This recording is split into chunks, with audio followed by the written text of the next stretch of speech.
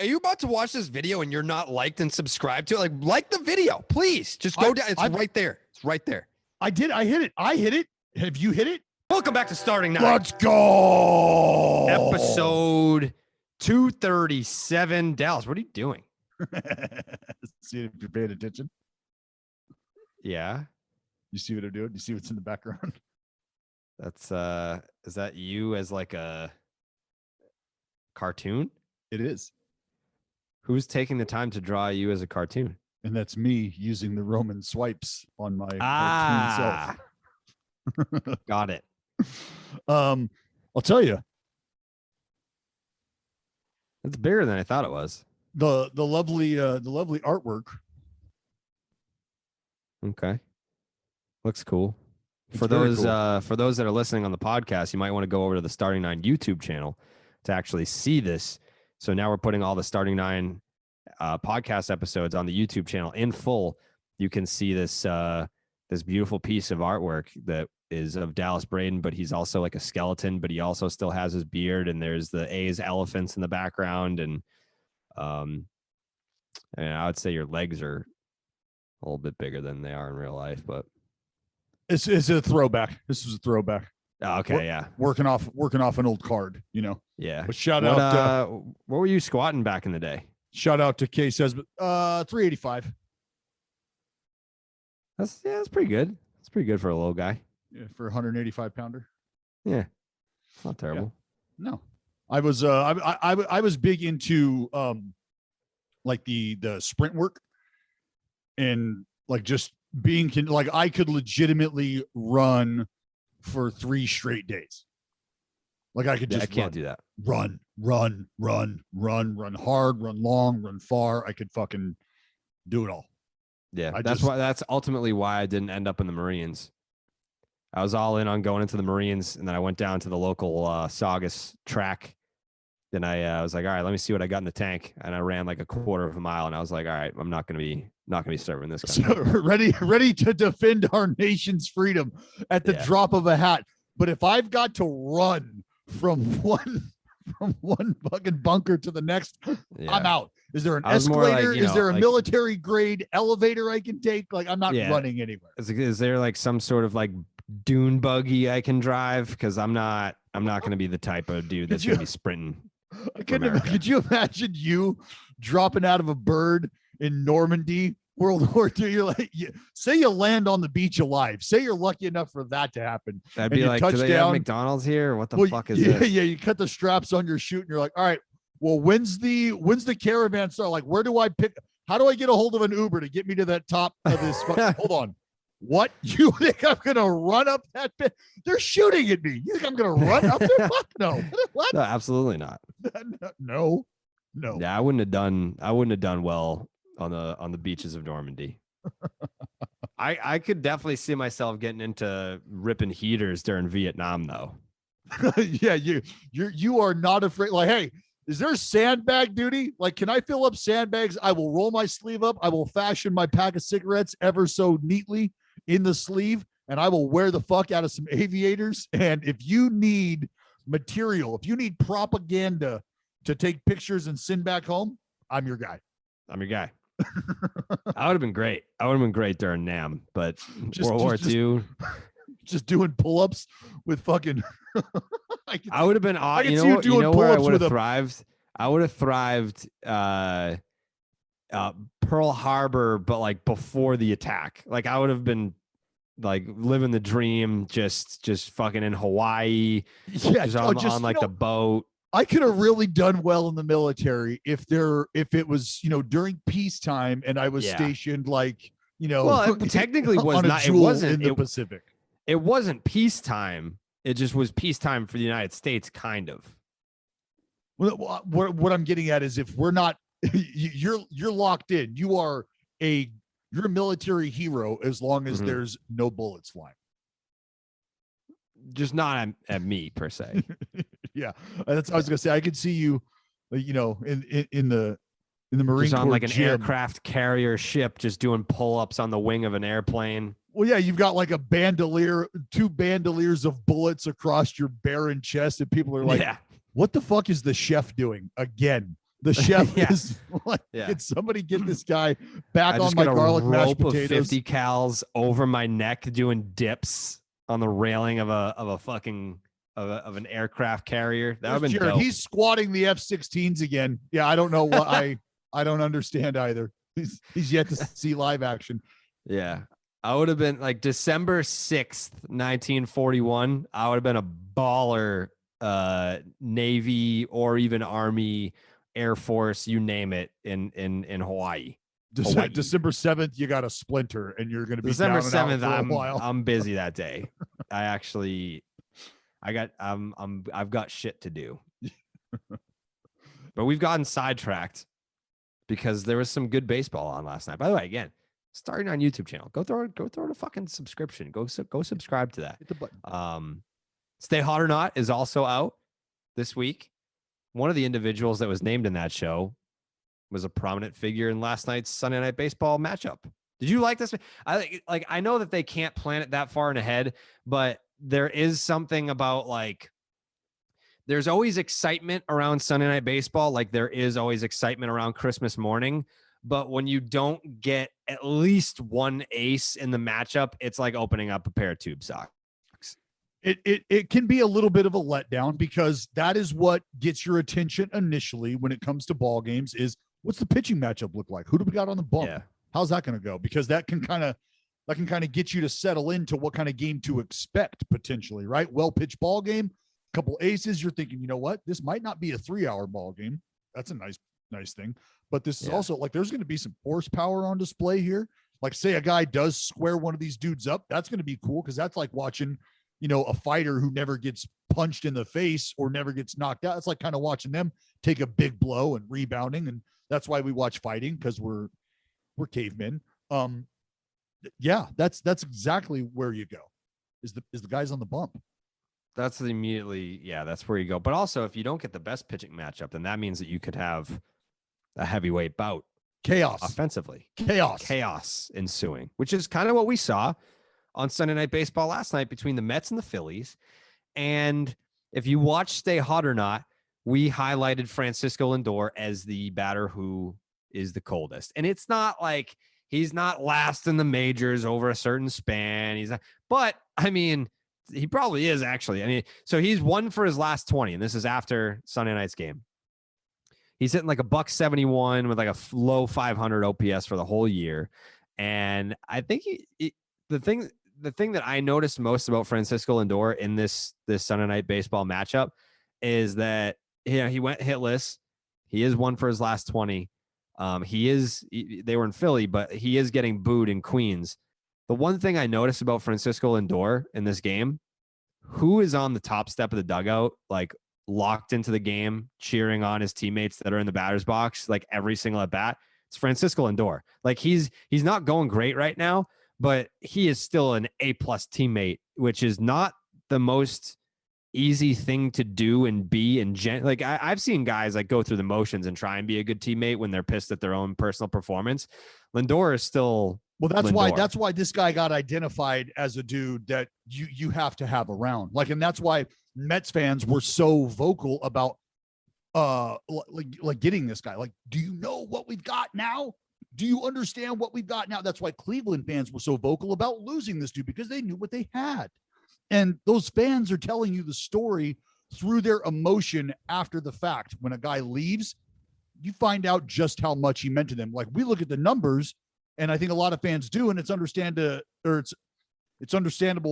why you miss out on a guy because you like the production. He was really good. But the point that you just made is something that fans know about their guy. It's something that the guys who played with him know about this guy. And it's just something that you almost have to wait to see surface again in a new place. So it's not lost on anybody who's been watching baseball closely with the team that Frankie Lindor has been on. They know this about him. But that's what you were getting when you signed this dude up to be your face of the organization. And he knows that. He knows that his 1 for 20 skid, number one, is just temporary.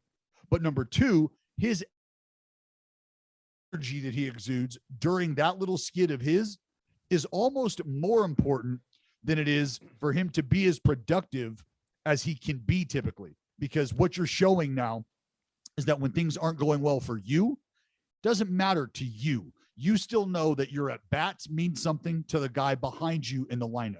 You still know that your defensive prowess can't take an inning off because you didn't square the bullet up the half inning or the at bat before. None of that is what Frankie Lindor does. His teammates know it, and we're just seeing it unfold in a new place.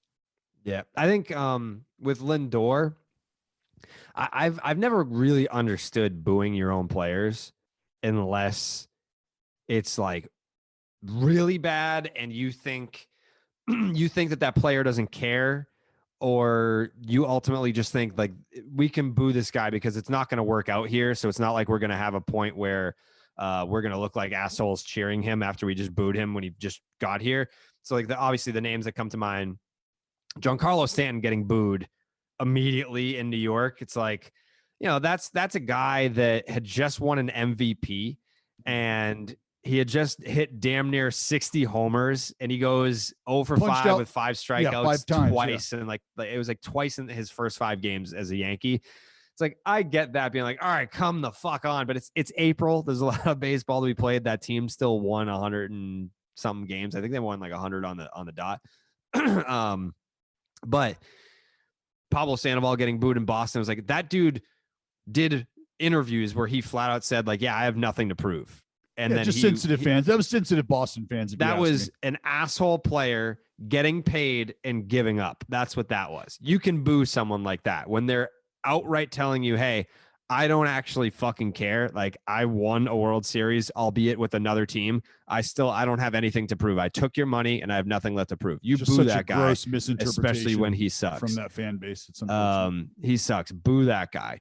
But Frankie Lindor, this is a superstar player, and you're booing him in his first 4 weeks with the team when you know that he's going to be here for the next decade. Is that really just because how you want to start off this relationship? Yeah, just because the Mets signed a star player and brought a new guy into the neighborhood doesn't mean the Mets fans aren't the same Mets fans that have been Mets fans for their entire lives, Jared. Well, they booed Carlos Beltran. They booed they've booed a lot of people. They've booed a lot of people. They would boo the whole run apple if they could. Like, it doesn't matter. They'll boo anything. That's what, like, that's that fan base. That's who the fan base is. That's who the Yankees fan base is. The Red Sox fan base to an extent. You guys are going to boo and you know what? And I've said this, East Coast fan bases are just more passionate than West Coast fan bases. It is what it is. And that doesn't mean that you can't understand where these guys are coming from and disagree with it at the same time, meaning the fan bases. Do I disagree with them booing a guy like Francisco Lindor? Yes. Why? For reasons you just pointed out. It's so early. This dude's going to be here a while. Why would you? What are you achieving? What do you think you're actually doing here, aside from just voicing your temporary frustration? And that's the difference. Is fan bases like the Mets, they don't give a shit. If they're angry and frustrated over 4 or 5 games, they're going to let you know. They're going to let you hear about it. And that's just something that you've come to understand as a baseball fan in general. And I think that's something you come to understand and learn very quickly when you become a player in that spotlight, under that microscope. It's a for better or worse type of thing. Like Pete Alonso, in my opinion, did a great job of handling the noise that comes with, sort of bursting onto the scene and taking over a spotlight of sorts. Pete Alonso starts pumping out homers. People are all over him. Social media, he's active. Then Stephen Cohen comes into the picture and he's active on social media, and the fans love every minute of it. And then, people are reaching out to Pete Alonso about the struggles and kind of talking shit. And he's like, look, you're either with us or you're against us, but like, this is how we're going to roll. So he's handled it well. I have no reason to believe that Francisco Lindor won't handle it well either. It's just something that we know is going to happen with some of these fan bases.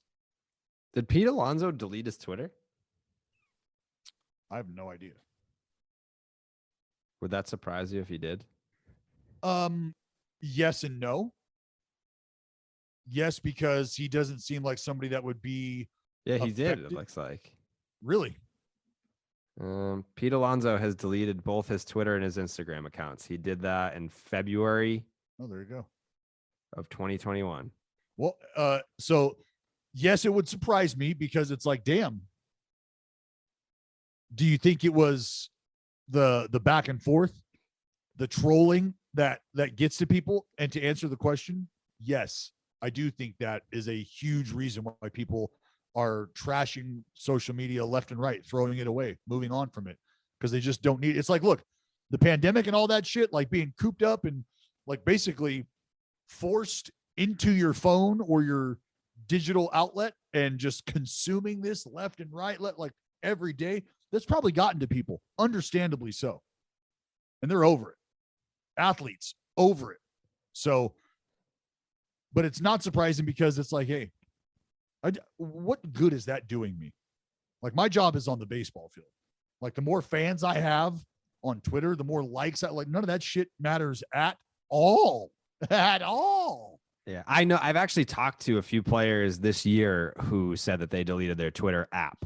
Like they still have the account, it's still there, but they've deleted Twitter off their phones so that they don't either see their mentions, people telling them that they suck, or like they have to resist the urge to search their own name to see all that shit that's going on. I think we might be having a special guest come in to discuss some of the matters here. What matters? If Dr. Claw could allow the special guest to join us.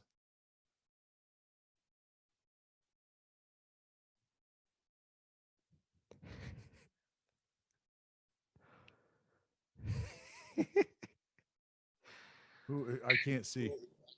Kevin What's Clancy. up, Rocket? How we doing? So right now we're having a discussion about the New York Metropolitans, and we're talking about Francisco Lindor. You in Dallas? Yep, me and Dallas, and we're talking about Francisco Lindor and the Mets fans booing him. Where do you stand? Because I know that there is a long history of Mets fans booing players that are actually good. Can you list the name of players that Mets fans have booed historically, and then can you give your thoughts on Mets fans booing Lindor? Sure. I mean, we do this every time. We did this with Beltran when he first came over.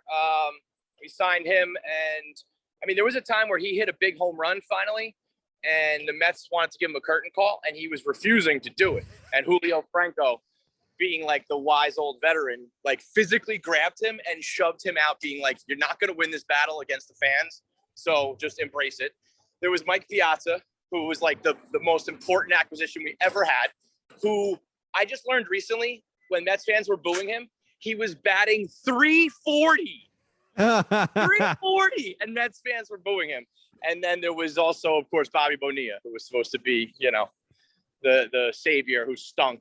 Now, I will say this. Lindor is playing worse than all of those guys. So and we're getting, you know, we're into May now. It's been like a full month and change. I am a Lindor guy. I have been way before this. I was just always a Francisco Lindor fan. So the fact that he ended up coming to the Mets was like so huge for me. So I'm going to ride with this guy till the very end. And I think he'll put it together eventually.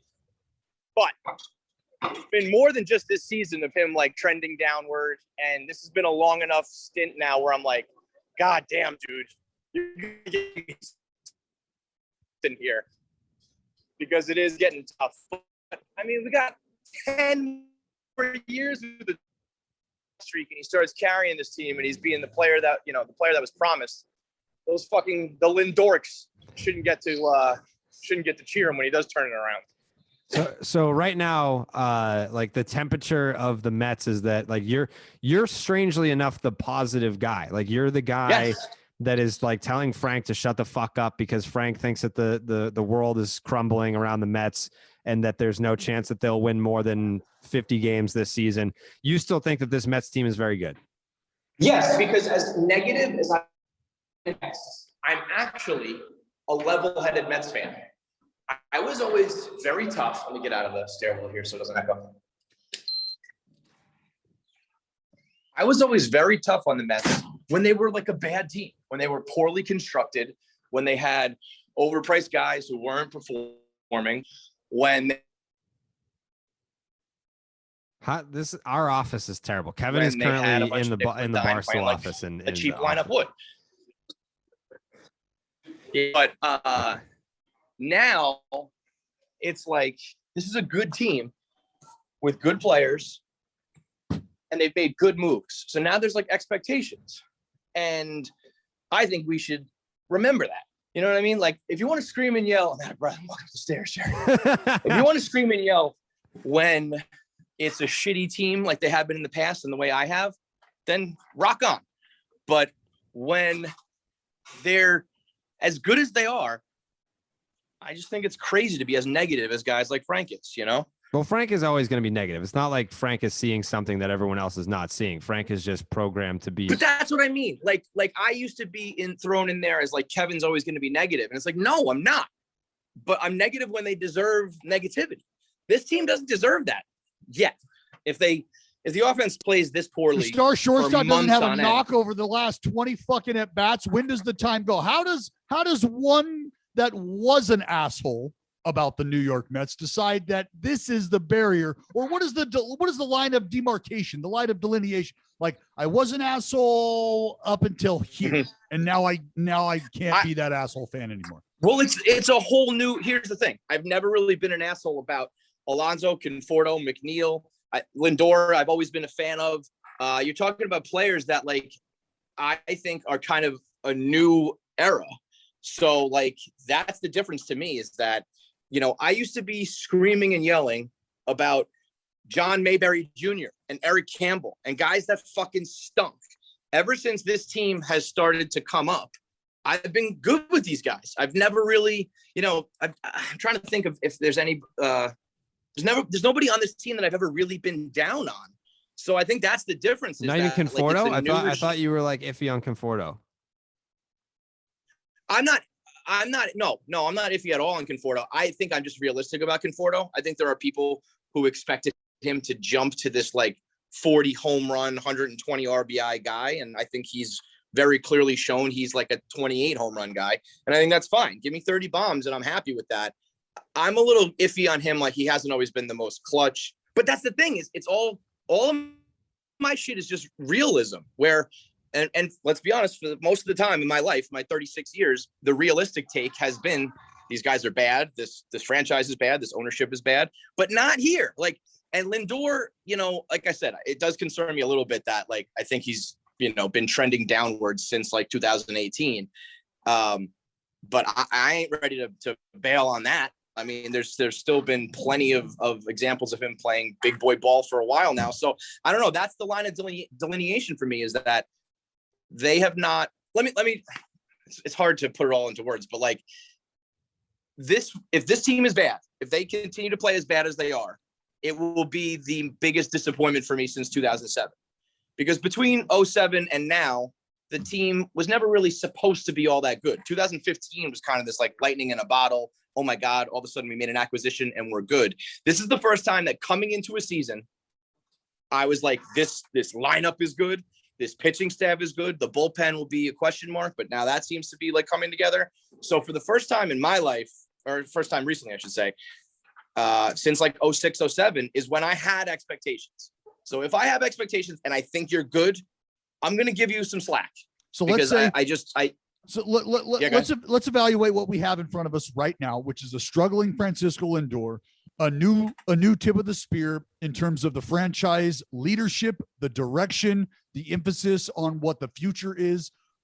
Should shit not pan out over the next 2.5 years, and I'm talking Lindor just doesn't seem to get himself back in your good graces, and everything just continues to trend downward, however slowly it may be, and you don't see the moves start to be made, the reinforcements that you know could come that you can't afford. Say none of that shit starts to happen. Who do you fire your arrow at first? Stevie Cohen, Francisco Lindor?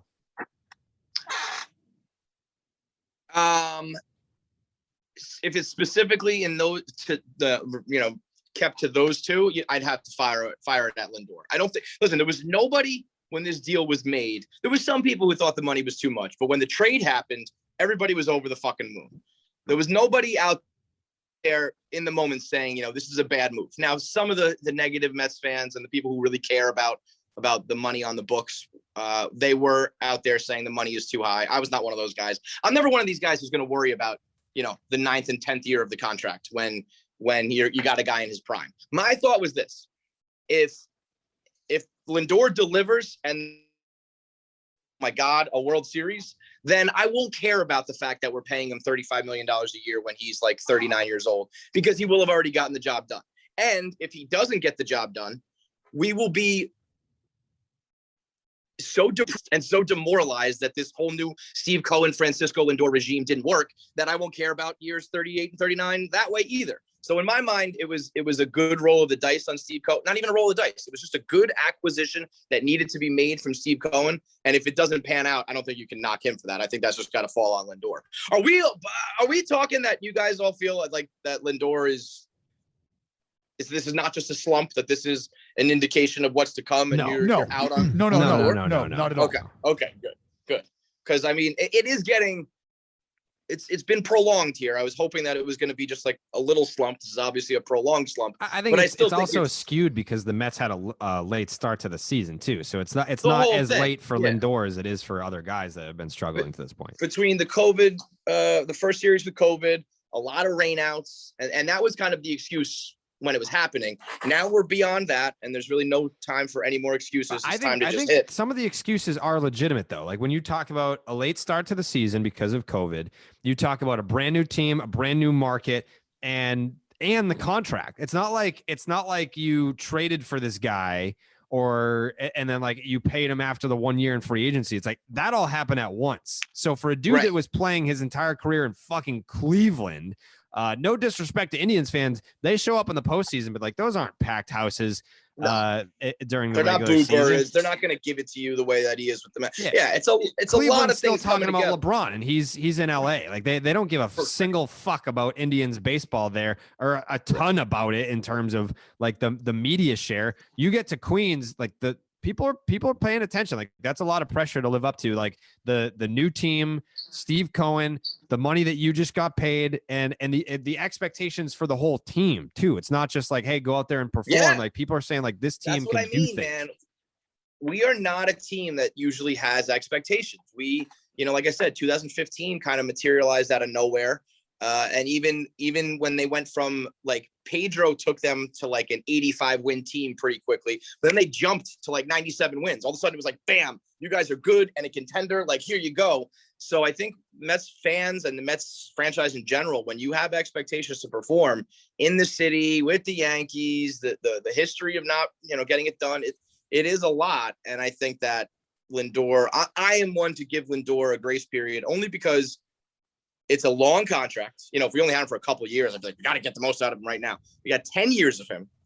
We've got, in my mind, I still think of Steve Cohen saying like, I have a 3 to 5 year window. So like, even if this entire season continues to be a disappointment, like as long as Cohen and management is continuing with some sort of plan and continuing to make moves, I'll even give this entire season to me is kind of a grace period, or at least a building block where, I think it's ridiculous to expect they're going to win the World Series right away after year one. And so even if Lindor has a down season where this continues over 162, I mean, I'd hope he's got to break out a little bit. He can't be out here batting, under 200. But I think all of this needs, like, you got to keep the big picture in mind for all of these guys, all of anybody who was acquired, the owner, the manager, like, I mean, everyone. So no ring, no ring in the next 3 to 5 year window, and you are chaining yourself to the front door of the Mets spring training facility, calling for Steve Cohen's head. Is that what you're basically saying here? Let me say this: if this Steve Cohen 3 to 5 window, the first like 10 years of Cohen is somehow an abject failure, like it always has been with my Mets life, I think I might legitimately give up.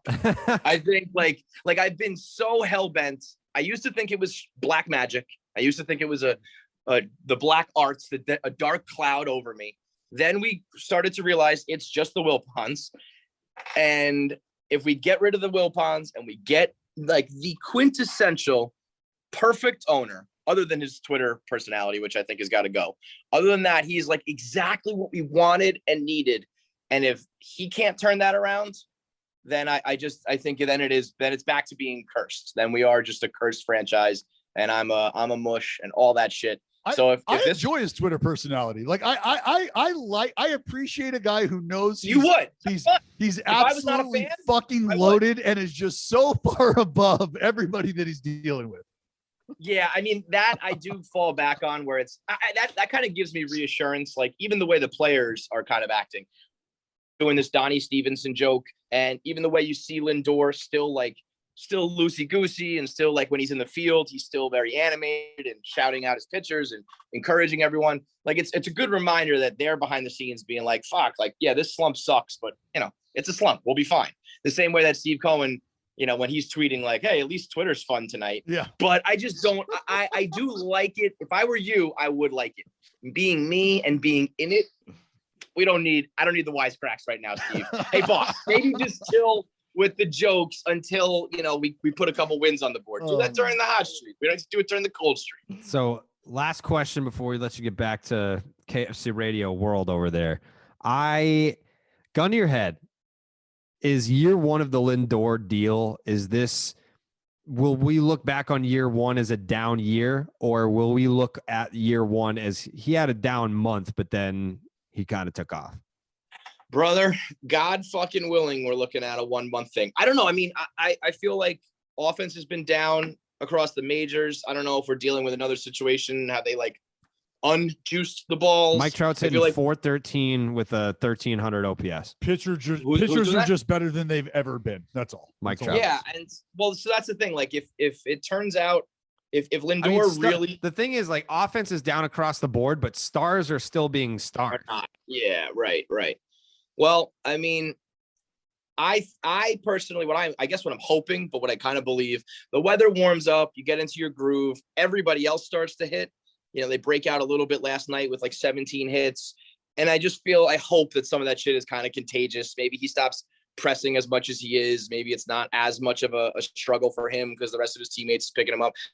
But I'm not going to lie. It does creep into my mind that like, I think his OPS has trended downwards like for the last like 4 or 5 seasons, something crazy like that, where it's like, but even that, I mean, if Lindor is not, everything advertised, it's still like a step in the right direction for us as a franchise, where it was like a star shortstop was available. We pulled the trigger, we spent the money, and listen, if it wasn't the Mets, someone else was going to give Francisco Lindor $300 million also.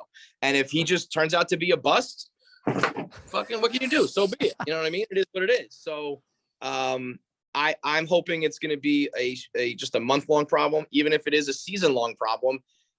A 10-year deal is a long fucking time, Jared. A 3 to 5 window is still what we're looking at. Yeah. If year 2 is good and year 3 is even better, then like, you forget about year 1. Mm-hmm. But right now, I mean, baseball is just so goddamn long that, I feel like you could forget about April by the time, things really get cooking. Where do you guys fall? What do you like?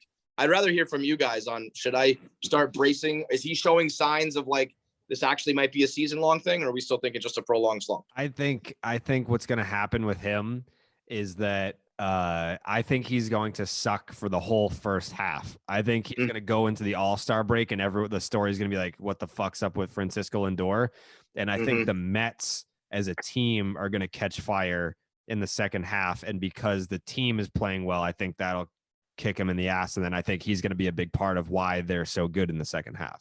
Yeah, this slump, this is just a down. It's just a downtime right now. You got to understand, this dude is trying to figure out how to be a marquee player in a marquee market. Okay, he was the guy in Cleveland, which means you get to cut to the front of the line at the bingo hall during the buffet, and that's really what that gets you in Cleveland, and not much else. And now he's the guy, right? He is the apple of the eye in the big app. So getting used to the demands of all that, not only in the media market and off the field, but you got to get used to playing with that sort of pressure that you might be applying to yourself, or that might be applied by outside sources. There's an ingratiation period that has to go on. And that's what's going on in my mind right now. The demands of the city, the demands of the role, being the organizational front in a place where that actually matters now, because this isn't your fucking granddad's Cleveland Indians. And honestly, like, I mean, if this happens for 2 more months before the All-Star break and he's playing that poorly, I mean, it's going to be tough because it's going to be, the boos are going to be fucking loud. But I also try to take a step back and I think about how I treat other players and other teams around the league. And like, you know, I looked around the rest of the bottom of the league in runs scored, and I was like, the Padres are going to be fine. The Yankees are going to be fine. These are all just slumps. These are all just like, you know, blips on the radar. But with the Mets, because we're so crazy, we act like it's, you know, it's going to continue and it's going to be the end of the world. But even if he has he could still fucking kill it in the summer. And again, everybody kind of forgets. So like the season is so long and things can change so quickly that I feel like, you know, you rattle off like a 10-game win streak and hit a couple dingers. And next thing you know, who gives a fuck about April, May, and June? But it would be nice if just put together like a week for me, like a week. Let me tell you this much. Being a positive Mets fan is fucking hard. I so badly want to just revert back. I want to like relapse like a drug user. I just want to take a big old hit of fuck this team and put that on Twitter. But I mean, honestly, watching Frank the Tank be so stupidly, idiotically negative and watching how many moron Mets fans actually rally around that has made me even more positive, where now I'm defending things that I don't even actually want to defend. I'm like, I do crush these guys behind the scenes. I do hate this or that, but I'm going to continue to be nauseatingly positive because I think the negativity is, again, in the past when I was negative, I think it was warranted. I think it's warranted this time around. I think it's completely ridiculous that you guys got, you got people jumping ship already. That's where we're at. Dorks, the Mets have Fleming, fuck anybody. The Mets have KFC publicly defending them. That's where we're at. That's how good they are, though. That's how good they are on paper, at least. They deserve that type of support. The fact that they turned a fan like me, and there should be a lot more guys like me than there are Frank Tanks out there. And when this team's cooking in the summer and Lindor's hot and everything's rolling, I don't want to fucking hear it from guys like Frank. Fuck you. You're out. Also, we're doing our part here because that new show that we're doing, Stay Hot or Not, for the cold section of that show, every time that we point someone out that's been doing dog shit, I think they immediately homer. Like, so put the money on Lindor to either, I don't know if you guys are playing tonight or if we Tuesday. doubled down on Frankie. Yeah. That's the first ever double for someone that was cold. So we're putting forth all of our best energy to turn this shit around for Lindor. Let's go. Give me that juju. And Donnie Stevenson's going to be, I think when we look back, Donnie Stevenson's going to be the reason for the turnaround for the Mets. We got a shirt coming out today. Trig put together this beautiful, mythical Donnie Stevenson beast. So Diesel Donnie will be out. And yeah, when the team is rolling, like, I don't want to hear it from the Boo Birds. You guys made your bed. I'll see you at the parade, Kevin. Cake and punch will be served. Can't wait. Later, guys. Later, thank you, Kevin. It's Kevin Clancy. We got to believe is the Mets pod that he does. Figured, starting 9. I mean, there's a lot of people at Barstool that they have their teams that they're passionate about. Who better to have on it? I guess maybe besides Frank the Tank. I mean, Frank the Tank has not made his starting 9 debut before, but at some point, I mean, if things aren't going super well, I think Frank should have a platform. I don't want Frank here until they lose 8 in a row. 8 in a row, and that's when I want Frank. I would say, how about this? What's the holiday where everyone opens their pool? Is it Memorial Day? I live in California. That shit's every day. I live in California. It's sunny every day. I got a pond in my backyard, man. If I want to get a sunburn in October, I can do it, dude. Damn right. May 31st. Right? Yeah. It's gonna be May.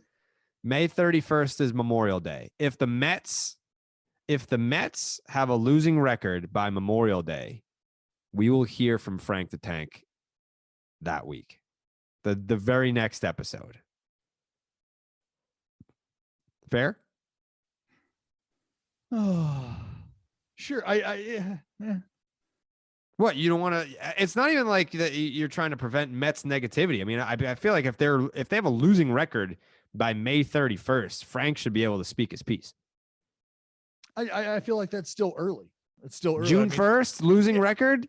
An entire season has been turned around in a month, and I feel like we're at that point, we're still a month and a half out from the All-Star break. We're still I'm not saying that left on the first half.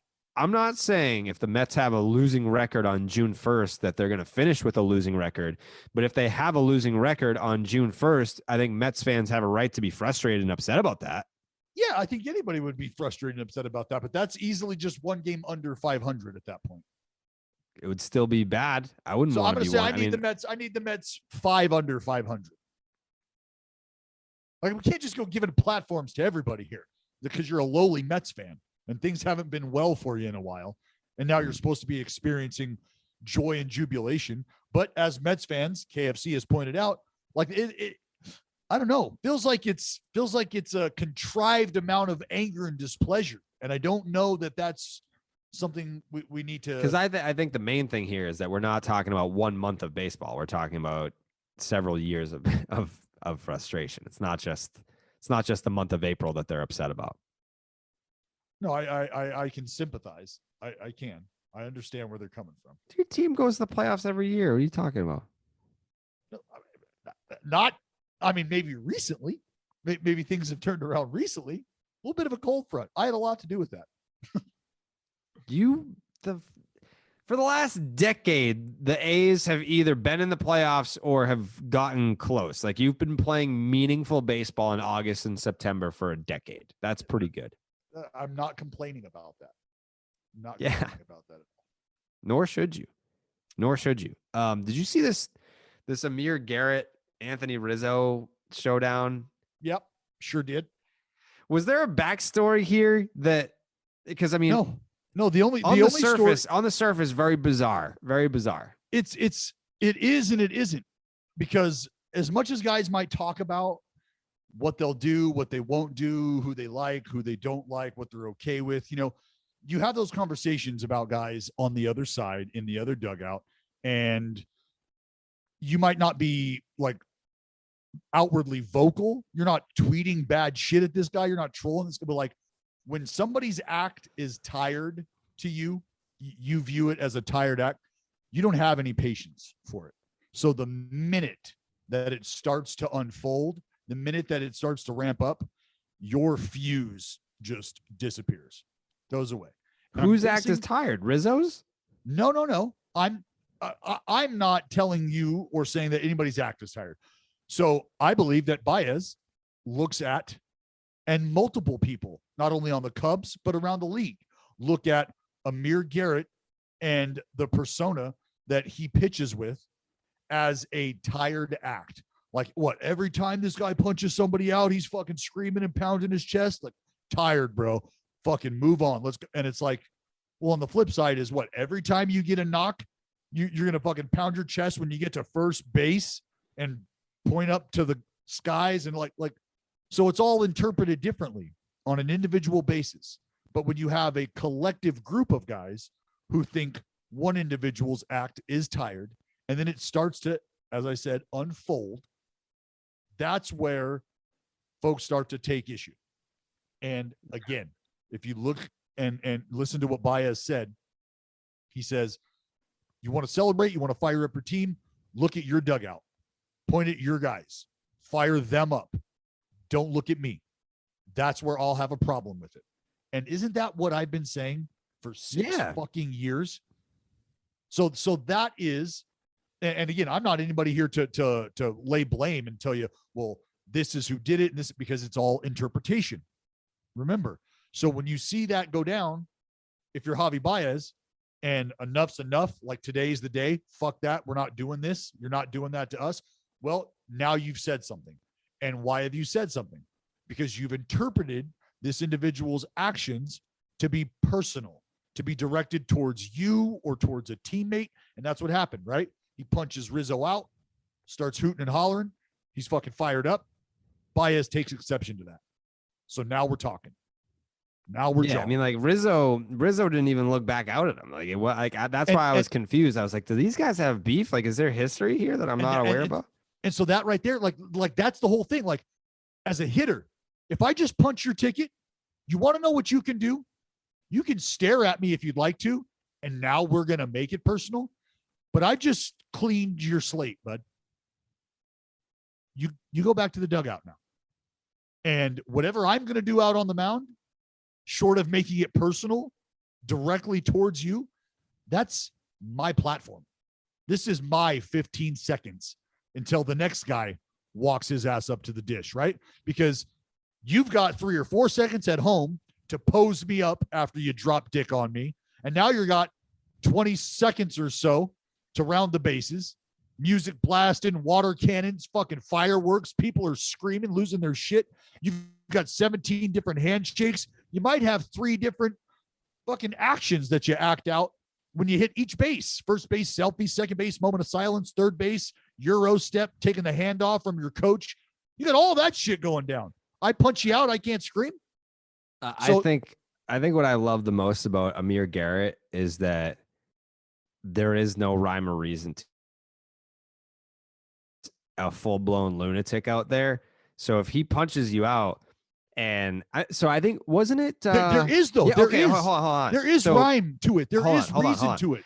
CC Sabathia, after he retired, went on his podcast and admitted, because I think he was talking to Mookie Betts. I think he had Mookie Betts on his podcast, and they could never figure out why whenever CC Sabathia struck out Jackie Bradley Jr., he would just scream at him, and there was no beef, there was no history. And he would strike him out, and he would just scream at him and talk all of his shit like he hated him in real life. And CC admitted, he was like, you need to do that with some guys, where you need to just like in your head create something where you just fucking hate this person, and it fires you up and it gives you that extra adrenaline and extra boost. Mm-hmm. And I feel like Amir Garrett is a guy that not only does that with someone like Anthony Rizzo, but probably does that with everyone that he faces. He said so that. When it looks like he has personal beef with a guy like Rizzo, he's really just mentally creating an edge to help himself. Like, I think that's what he's doing. He's told us that the dude on the mound is not Amir Garrett. The guy on the mound is AG. That's who that is. So the guy who's screaming at Rizzo, that's AG. The guy who will fight the city of Pittsburgh, that's AG. Amir Garrett, that's the dude we got to sit down with and have the interview with. Great that's guy. The dude I'm slamming beers with, Jared. That's who that is. Okay. AG is the dude between the lines.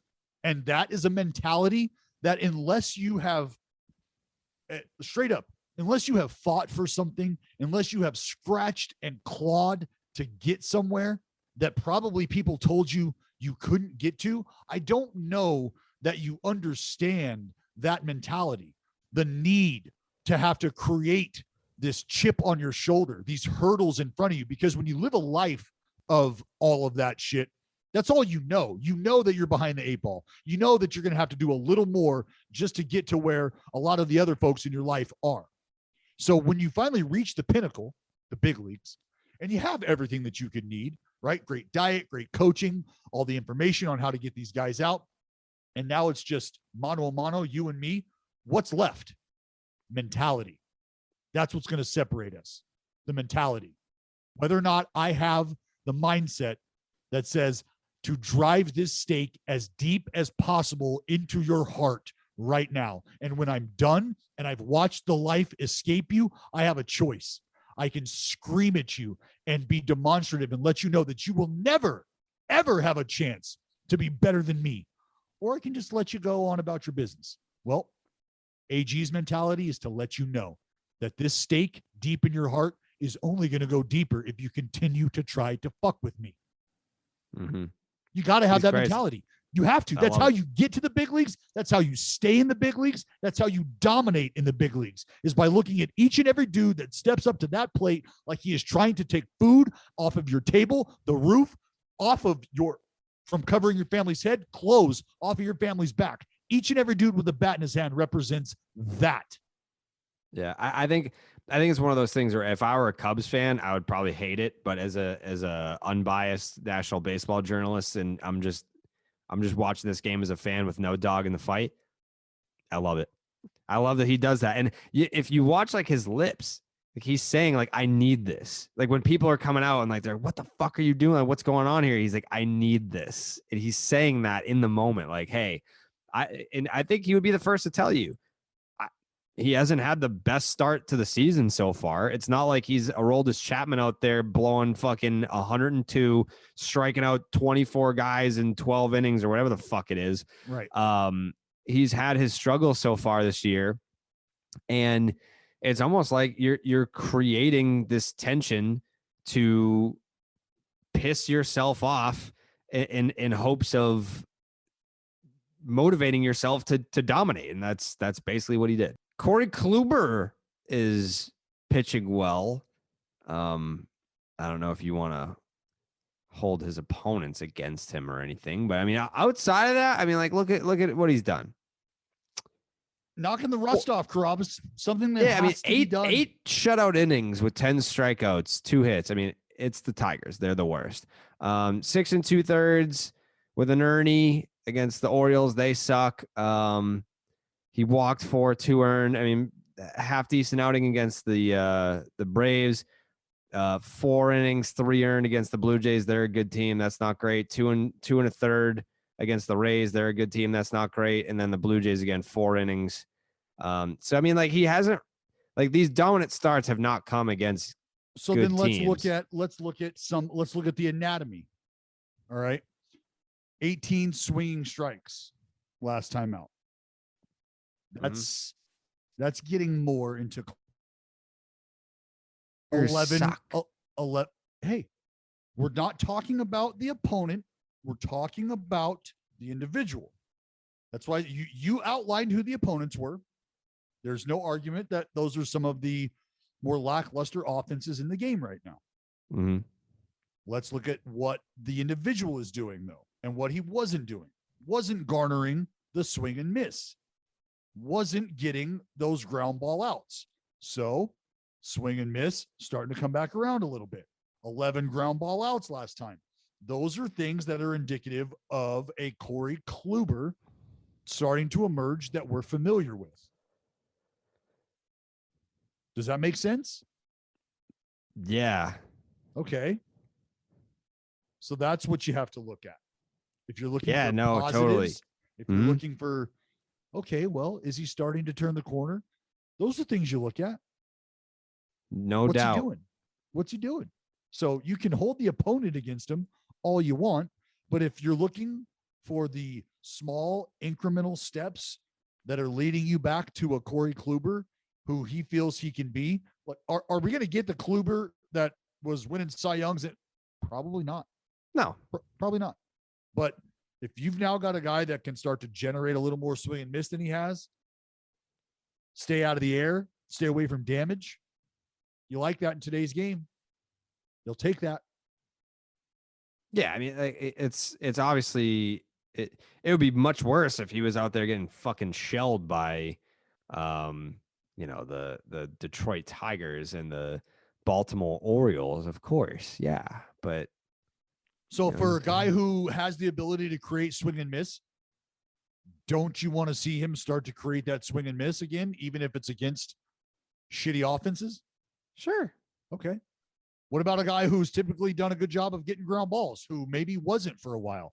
Yeah. He starts to get ground balls again. Aren't you? Doesn't that give you a little positive feeling? No doubt. Okay. Yeah. So we're looking for the small positives, Jared. There they are. I found them for you.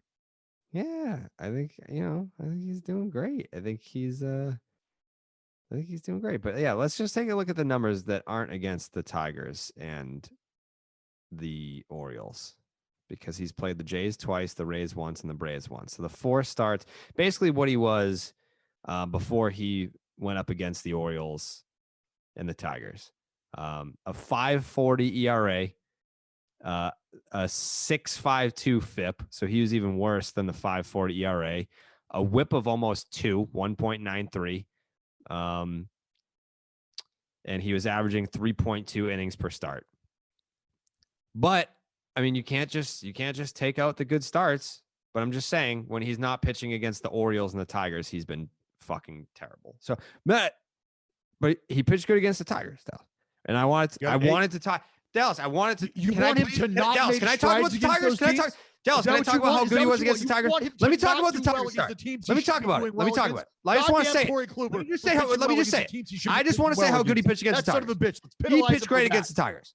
2 hits. That's good. No sense. 2 hits against the Tigers. That's good, right? 8 innings, shutout, 10 strikeouts. That's awesome. Awesome. But here's the thing about the Tigers. They fucking suck. So everyone that he has pitched against, besides the Orioles and the Tigers, 2 teams that fucking suck.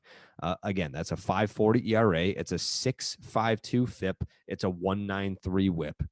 9 earned runs in 15 innings.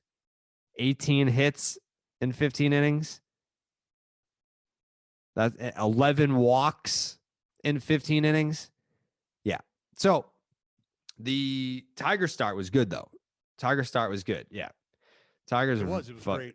Yeah. Was if great. there was one team in Major League Baseball that would get relegated without even really that much of a vote, I feel like if you put baseball fans to a vote, like coming off his 2 best starts of the season. I think it would be the Tigers. And he's starting to make some headway here.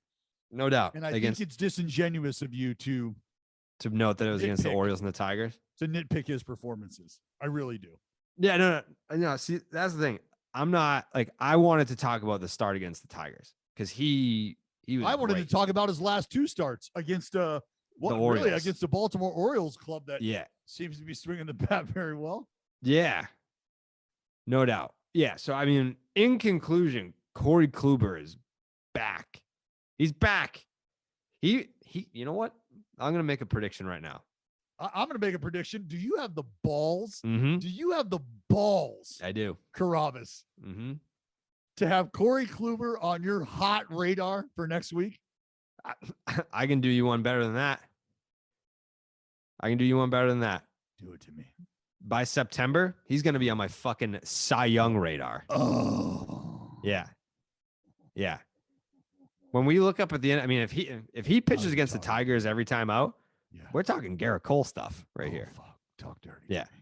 I think if he runs into the Tigers 25 more times, look the fuck out for Corey Kluber. Look out. He's going to be nasty. So don't tell me any different. I'm the number 1 Corey Kluber guy out there. I think he's awesome. I'm also a big American Giant guy. I am as well. I feel like I would be. I can tell you that much. I absolutely would be. Mm-hmm. I know I would be. Huge. It feels like I would be, but again, I'm just a maybe average to slightly above average American, not an American Giant in any world. Not in our Bayard Winthrop, CEO and founder of American Giant, grew up with a sweatshirt from the 50s that his father gave him. Today, it's still in his closet, and it looks better than ever. With that durable sweatshirt in mind, American Giant launched with the classic full zip hoodie as their flagship product, aiming to revive local manufacturing and craft quality clothing made to last a lifetime. All it takes is one quality piece to set a new standard. American Giant believes clothes should be wearable for years, so you don't have to buy more than what you need. Agreed. With their passion for truly durable clothing, they've crafted what Slate magazine calls the greatest hoodie ever made, the classic full zip hoodie. They obsessed over every detail of this hoodie, so you'll be obsessed with it as well. They even brought in a former Apple industrial designer to help during the design process. Wow. An excerpt from the Slate article, quote, "But there's really no comparison between American Giant's hoodie with the competition. It looks better and feels substantially more durable. When you wear this hoodie, you'll wonder why all other clothes aren't made this well." I actually got one of these. Shout out to American Giant for saucing me the greatest fucking hoodie that I've ever owned in my entire life. Super comfortable. You can tell it's durable. I feel like that's going to be one of my choices for, I know that you can maybe relate to this. I don't know. It's definitely going to be like an October choice when I'm forced to watch baseball outside when it's cold out. I don't really watch baseball outside in April when it's cold out. I usually just chill inside. Shout out to the State Street Pavilion. But once it starts to get cold out, the American Giant classic full zip hoodie, that's going to be the go-to. The goat. It's built with custom developed heavyweight cotton fleece made from locally grown cotton, from raw cotton to cutting and sewing. Every hoodie works its way through a compact supply chain in the Carolinas and ends with final manufacturing in Middlesex, North Carolina. Love to see the homegrown ability there.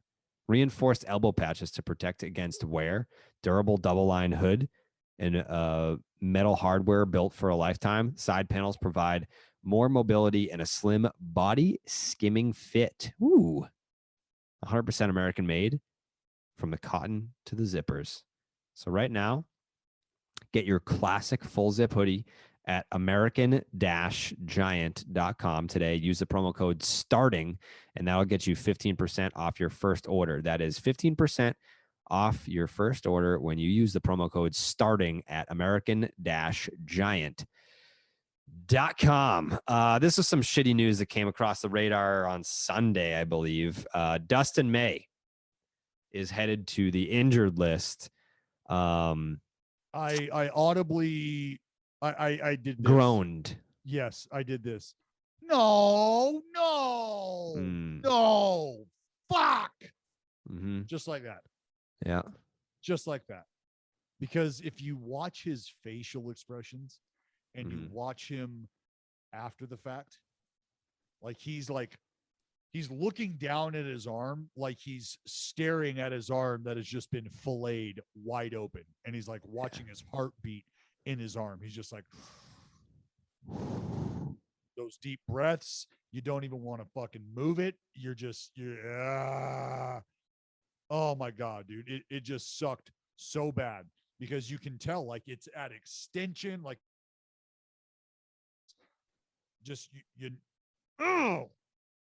not good, man. Not good. Not good at all.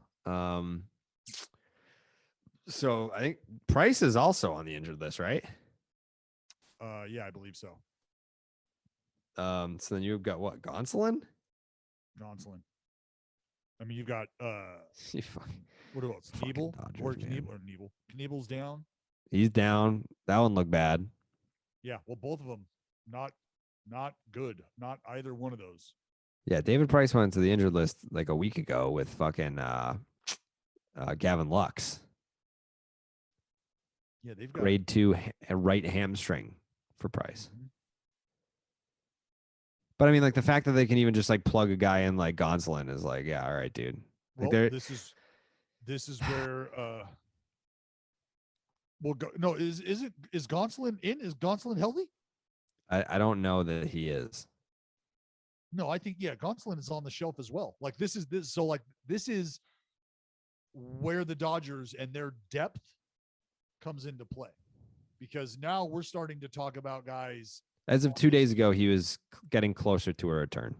Yeah, but as of right now, the Dodgers, this is where their separating factor has to come into play. It has to separate them from the rest of the division and the rest of their competition. So right now, it's Clayton Kershaw, Trevor Bauer, Julio Urias, and Walker Buehler. Those are the guys in the rotation that are going to have to get it done, holding the rope for a Dustin May return, a Tony Gonsolin return. Gonsolin at least seems close. Yeah, think about. And they're stretching him out to be a starter. Think about well, that's what he's going to do. That's the role he's going to serve. Because I tell you right now, looking at that Dustin May reaction, I don't even want to think about what's on the horizon. I hope we see him pitch again this year.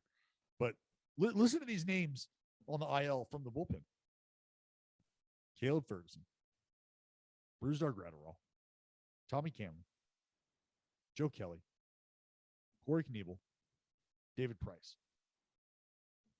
You had 6 guys down there on the fucking on the IL out of the bullpen. It's not good. It's not good. I mean, yeah, the reaction, the Dustin May reaction is not good. No, it's he knows immediately. Yeah, he knows immediately, and like, you have these feelings like the water faucet, the drippy faucet, like you can just feel sometimes, and that's that nerve, like just shooting down your arm. Like for me, it was down my shoulder, but your elbow. It was scary. It's not good. Doesn't look positive. But this is why I said the Dodgers have to be able to rely on the depth that was putting them ahead of everybody, that was separating them. What makes them different? Well, they're so damn. I mean, put it this way: like the Dodgers are down David Price, Dustin May, Tony Gonsolin for the time being, and their rotation still has Clayton Kershaw, Trevor Bauer, and fucking Walker Buehler in it. Like I'm sorry that you guys have had the injuries, and it obviously sucks. Like I'm a big fan of Dustin May, and even like Arias. But even with all those injuries, they still have the fucking best rotation. Yeah, but I'm not debating that. They have a that's solid like that's rotation. like if fucking LeBron was like, fuck, my Lamborghini exploded last night. It's like, yeah, but you still have like a Porsche and you've got like all this other like you can't feel too bad about it. Like you feel bad for the player. You feel bad for the player who's hurt, but I can't feel too bad for like the Dodgers. It's like, dude, you guys, one guy goes down, another guy is more than willing to step up and get into that position, and they're more than likely a starting pitcher who would slot in as a number 2 or a number 3 on most other teams. Yeah. I agree. You don't feel bad for them. They've got the depth, as I've said 17 times already. There's nothing really. I don't think there's, aside from missing Dustin May here for the remainder of the season potentially. Yeah, I'm sad for me. I'm not sad for fucking Dodger fans. I'm sad for me. I like watching Dustin May. You guys can still watch whoever the fuck you guys want. I am sad for the organization that has to deal with this next injury. That sucks. Oh, yeah. I mean, did you watch the play? Yeah, I did. And like, I was just like, oh no. What sucks is you could see it happen almost like as he hits the bag. Yeah, I was surprised to see it. It was a hip injury. Well, you could tell like because of how like his right hip, and we're talking about Luis Robert, strained right hip flexor. And honestly, like it sucks. The reason you feel bad for the organization, in my opinion anyway, is because it feels like they had done the work that was necessary to put themselves in a position to not only contend for that division, maybe a favorite for the division, but really make some noise late into October. And now, I mean, short of holding like a funeral for Eloy Jimenez, as well as like, I don't know, what are they going to do for Lubob? Like, my God, Eloy tore his pec and they held a candlelight vigil for him. Like now what's going to happen with Lubob? But that's what sucks is both those dudes on top of Engel, who's he's not playing right now either, right? Like no. They are banged up. I just threw the Zoom invite to White Sox Dave to hop in, but he's on a flight. I don't know where the fuck he could possibly be going, but maybe he's going to New York for trivia. No maybe idea. I don't know. I have no idea. But yeah, I was gonna have White Sox Dave pop in to give his thoughts on Luis Robert getting hurt here, which is it's a big blow. It's a big blow when you have two boppers like that. I mean, obviously, like Eloy, you made plans to move forward without. But at the onset of the season, when you look at that team, you're like, yeah, we're gonna have fucking Luis Robert and Eloy Jimenez, and then you have neither for a period of time. Not great. Yeah, no, not good at all. You're missing your outfield, man. That's not a good spot to be in. Let's see. What else do we got here? Travis by the way, Darno. there's something that's not on the rundown. Travis Darno is on the 60-day DL. That sucks. Oh, you know what? You were going to skip over something, weren't you, Dallas? No, Jose Alvarado's No, wait. 3-game suspension. Were you going to skip over something here? because that was what we I were want talking about answers. next, was Alvarado's 3 games. very, very, very seldomly does it help to have an A's expert on this podcast. But Jesus Luzardo breaking his finger while playing video games, I feel like I saw this headline and I was like, I feel like Dallas was involved. Were you involved? Are you the reason why this happened? I was not involved. I was not gaming with the boys at the moment. No, What do you know about it? I had nothing. What can you tell me about this? The only thing I can come up with is I feel like the design of the table is something that should be brought into question. Mm-hmm.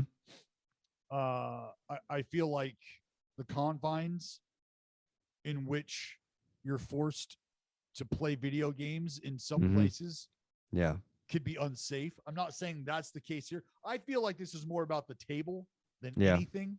Mm-hmm. You know, you get excited. Do we know what finger it is? Is it the pitching hand? It's the pinky. It's the left pinky on the pitching hand. Okay. So it's the pitching hand pinky. It's a little hairline fracture. Yeah. What's the recovery time on something like that? I mean, there's really not much you can do for the injury, like in terms of splinting it or bracing it or any, like there's not much that can be done. And so you just got to wait and drink your milk then. That's the shitty part. It's because he did everything he could do. He tried to play catch in the cage before the game. Felt like everything was going to be fine. Went out. Obviously not going well. Command was a bit of an issue. And now we know why. Now we can understand why. Because he was playing video games. Do you think that, like, do we know like the full story here? Like what game was he playing? Like how bad did he lose? What was the moment that caused the rage that led to the finger fracture? Shit gets heavy in the gulag, Jared. Was he playing it like with a teammate or shit gets heavy in the gulag? I mean, it's pregame. Guys are getting their mind right for game day. How do you settle in? How do you get the juices flowing? It's you and the boys dropping in, breaking skulls. That's what you do. You take souls, Carrabis.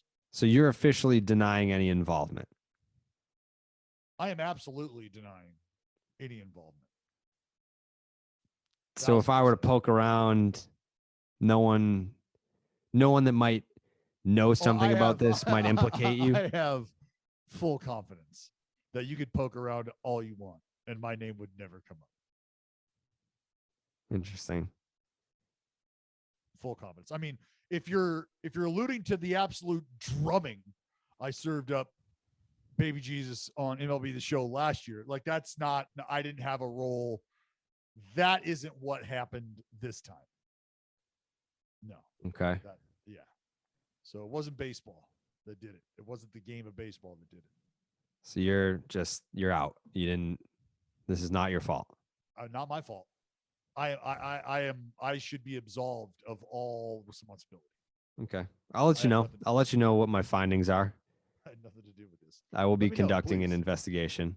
I'd be interested. And, if it was your fault, or maybe even if it wasn't your fault, I'm sure we can get some people to implicate you regardless. I would be forthcoming with that information. I don't think you would be. I would want the fans to know. They deserve to know. They do deserve to know. And that's why when I conduct my investigation, I'll print the report. Yeah, I mean, like when Matt Olson got smoked in the eye from a liner that he hit off the L screen back at his. I mean, I was in possession of video footage and of the aftermath. And you destroyed it. I did not destroy it. I did not divulge it. I didn't make it. Hey, if anybody knows, you know. If you wanted to go to the grave with me, that's all you got to do is just you say it to me.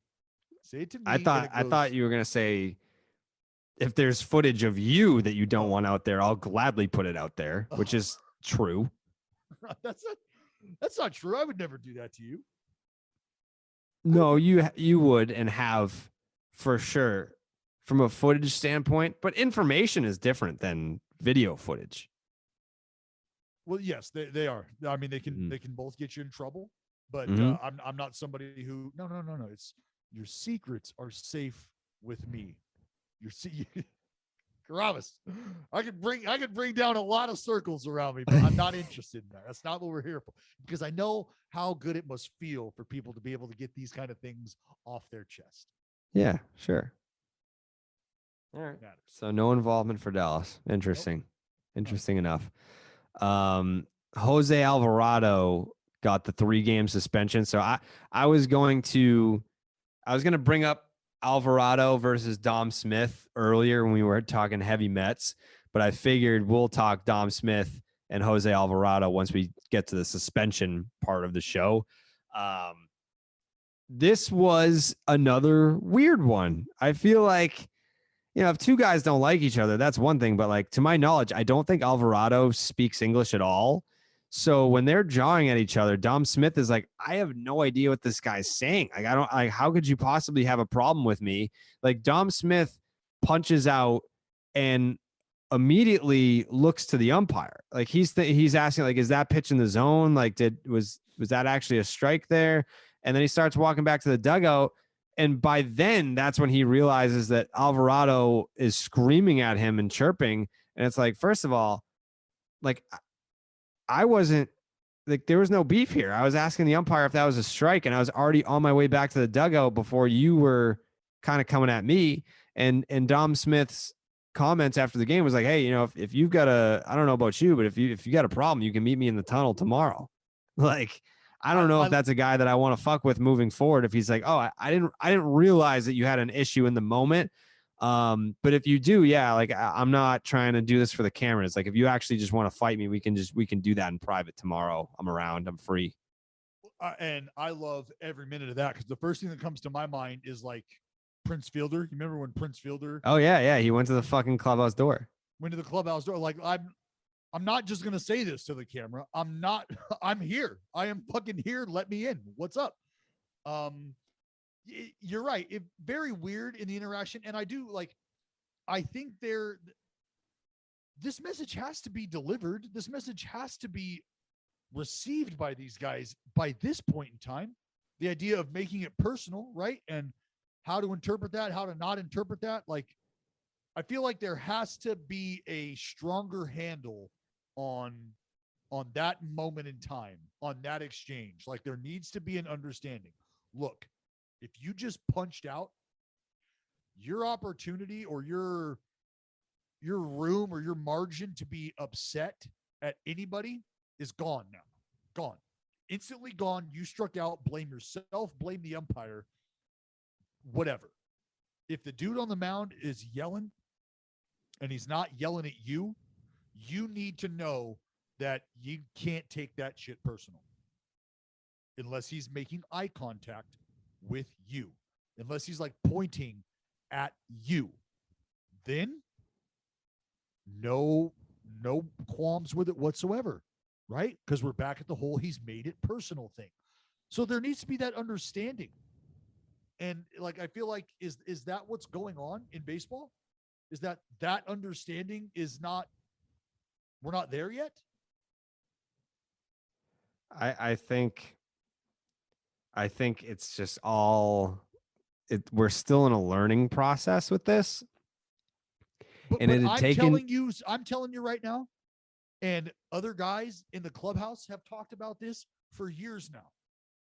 So where is the message falling short? I think the message falls short when it's still very much a transitional period of what is, because I mean, think about it this way. I mean, people bring up Bryce Harper and Yasiel Puig, right, as guys that celebrated a certain way when they first came into the league, and that was unacceptable. But we think of like the beginning of those players' careers as pretty recent. So it's not like when Fernando Tatis Jr. is doing what he does on the base paths, everyone's like, Yasiel Puig died for this. Like, yep.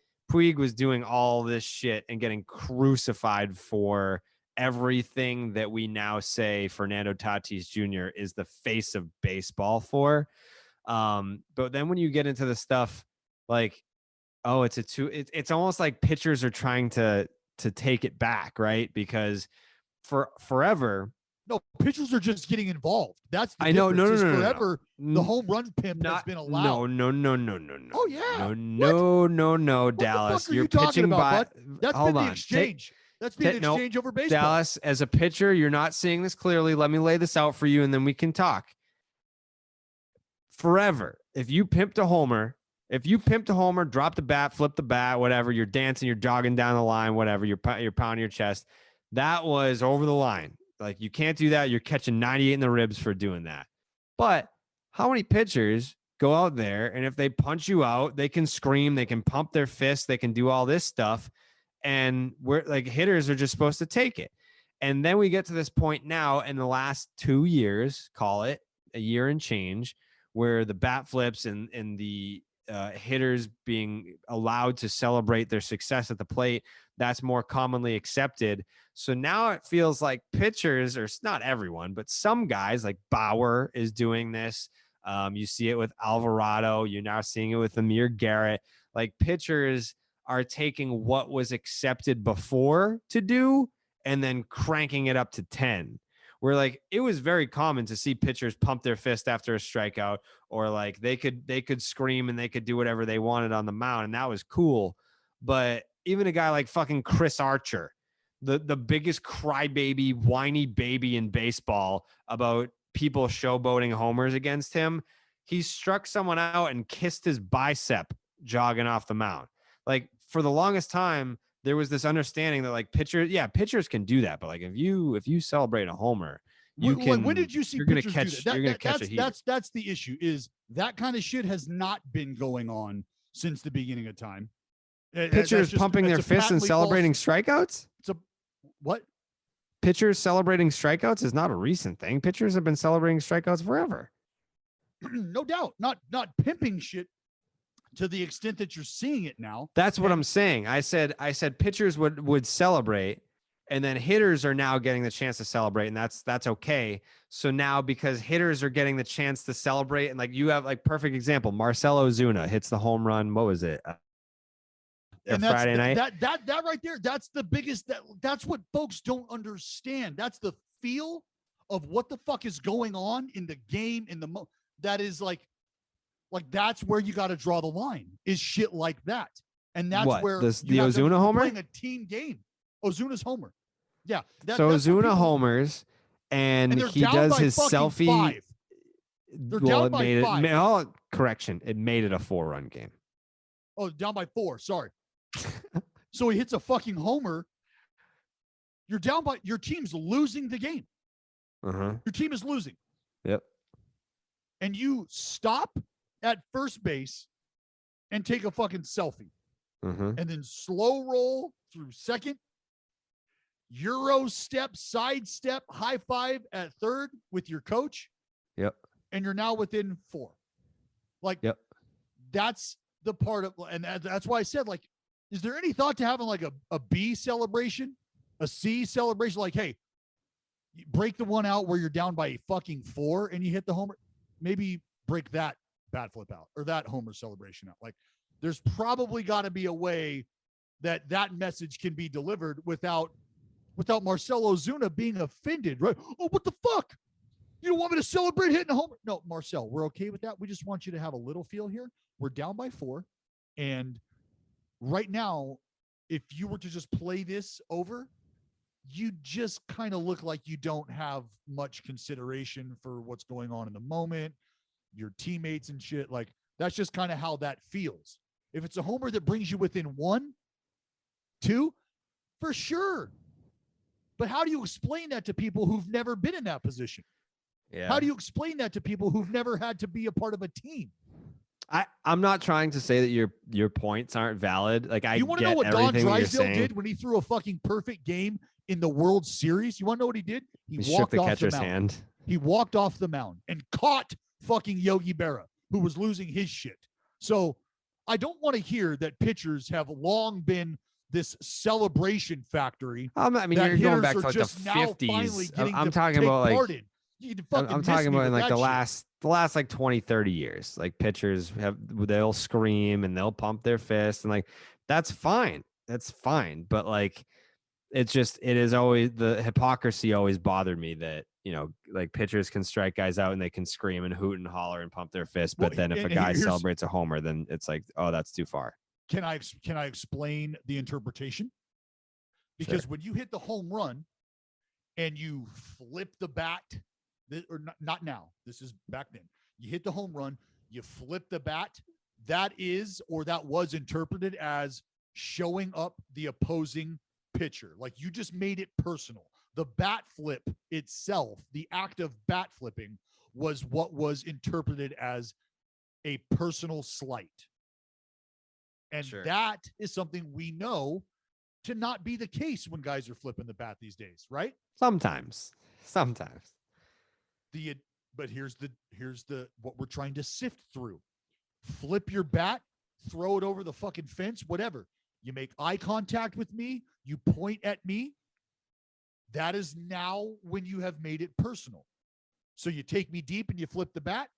We're not taking that personal these days, but you point at me, you look at me, you stare me down, personal. Yeah. Which is exactly what Alvarado did. To circle back to why we're on this topic, Alvarado strikes out Dom Smith, looks to second base, like out in that direction first. Like he screams that way and then starts screaming out at Dom Smith. And it's like, and that's the thing. Do we know weirdo behavior? Do we know he was screaming at Dom Smith, or do we know or not know if he was just maybe screaming in general?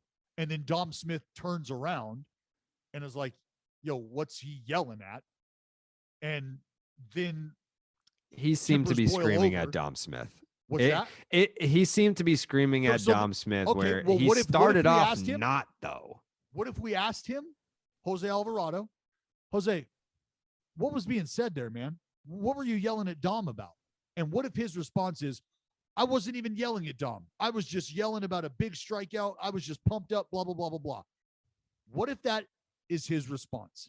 That's then fine. We have to entertain a potential language barrier issue where Alvarado screaming, losing his shit because of a big strikeout of a big power threat. Well, that big power threat might not speak the same language. And he might be interpreting the demonstrative emotion as a personal attack from Alvarado. But what if Alvarado's just out there yelling, vamos, vamos, vamos, vamos, coño, which means let's fucking go. Fuck yeah, let's go. What if he's yelling that? But Dom Smith thinks he's yelling something at him personally. So we have to wait until that gets interpreted. We have to wait till that gets cleaned up, right? But I'm serious. Like, what would your response be if Alvarado says, I wasn't yelling at that dude, I was just yelling? I mean, I think most guys that have been around the game long enough know. All right, so I'm rewatching it. Strikes him out, and he's pumping his fist and yelling out again towards second base. Dom Smith looks back at the umpire, and there's no one. Like, no, he's yelling at Dom Smith and gesturing towards him. So, like, what you just said, like, he may have been saying, like, let's fucking go. Before that, when he's yelling out towards second base, but he immediately turned, because right now the only person there is the umpire and Dom. That's it. So where are you watching this? I need to watch it again. I just searched Alvarado Smith on Twitter and then hit video, and then it's just right there. Yeah, I mean, and it was also a short fuse situation where he's screaming at him, and Dom's not even like mad. He's not even mad about this, but just the fact that he looked back at him and engaged, then Alvarado immediately goes to like hat off, glove down, let's fight. So he was kind of looking for a fight at that point. So there's Alvarado. I see him.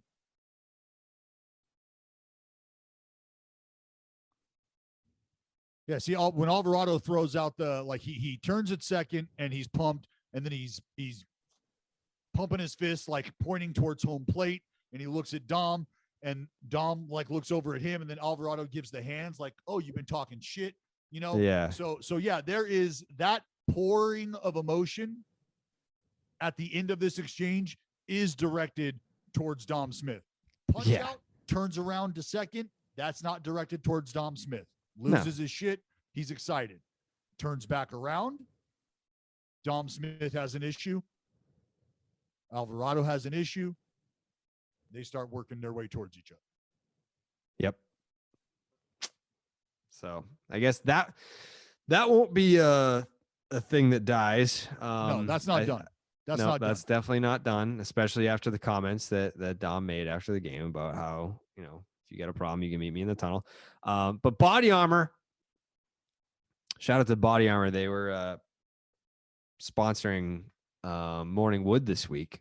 Excited to have them back as a partner. Today's athletes deserve more than just a sports drink, no matter their game. With potassium-packed electrolytes, antioxidants, and B vitamins, plus no artificial sweeteners, flavors, or dyes, Body Armor sports drink provides hardworking hydration and more. From baseball's Mike Trout to basketball's James Harden to Barstool's very own Dallas Braden. Yeah. Everyone knows that I'm an orange mango guy. If you've been listening to Starting Nine for a while and following the content, and you check out Morning Wood when we started last year, you know that I exclusively actually have it right here. Bang. Look at that. Look at you. I've got fucking 2 cases. And I know everyone's like, oh, if you guys have like the fucking sponsorship, it's like, yeah, you guys just drink it because they're doing ads with Starting Nine. False. I have 2 cases of Body Armor in my home at all times. But I'm also a weird. I don't think I'm a weirdo. I think I'm actually on the right side of history. I drink it room temperature. I don't refrigerate my Body Armor. I put the cases in the closet and I drink them out of there, and it tastes a billion. It's unbelievable. It's unbelievable. So I go orange mango in the closet, room temperature. No. Body Armor helps today's athletes stay on top of their game. Body Armor is available for purchase in-store and on Amazon right now. Woo! Go on Amazon. That's actually where I get it. It's actually ridiculously affordable as well. They've got a ton of flavors. I think they've got some new flavors. Yeah, the gold berry and the blue raspberry. Goldberry's new. Blue raspberry new. Yep, those are new flavors, but they have strawberry banana, fruit punch, orange mango, the goat, tropical punch, berry lemonade. I want to try berry lemonade, actually. That sounds good. Watermelon, strawberry, pineapple, coconut, blackout berry, and mixed berry. But yeah, go check them out. They're on Amazon, and I go 2 cases at a time.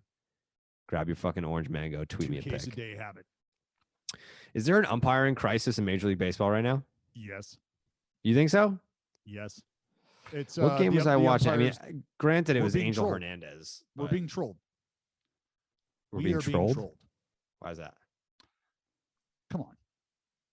Like, because some of the calls that have been made, and I'm not talking about replay, because that's its own conversation. Did you think the Rhys Hoskins homer was a homer last night?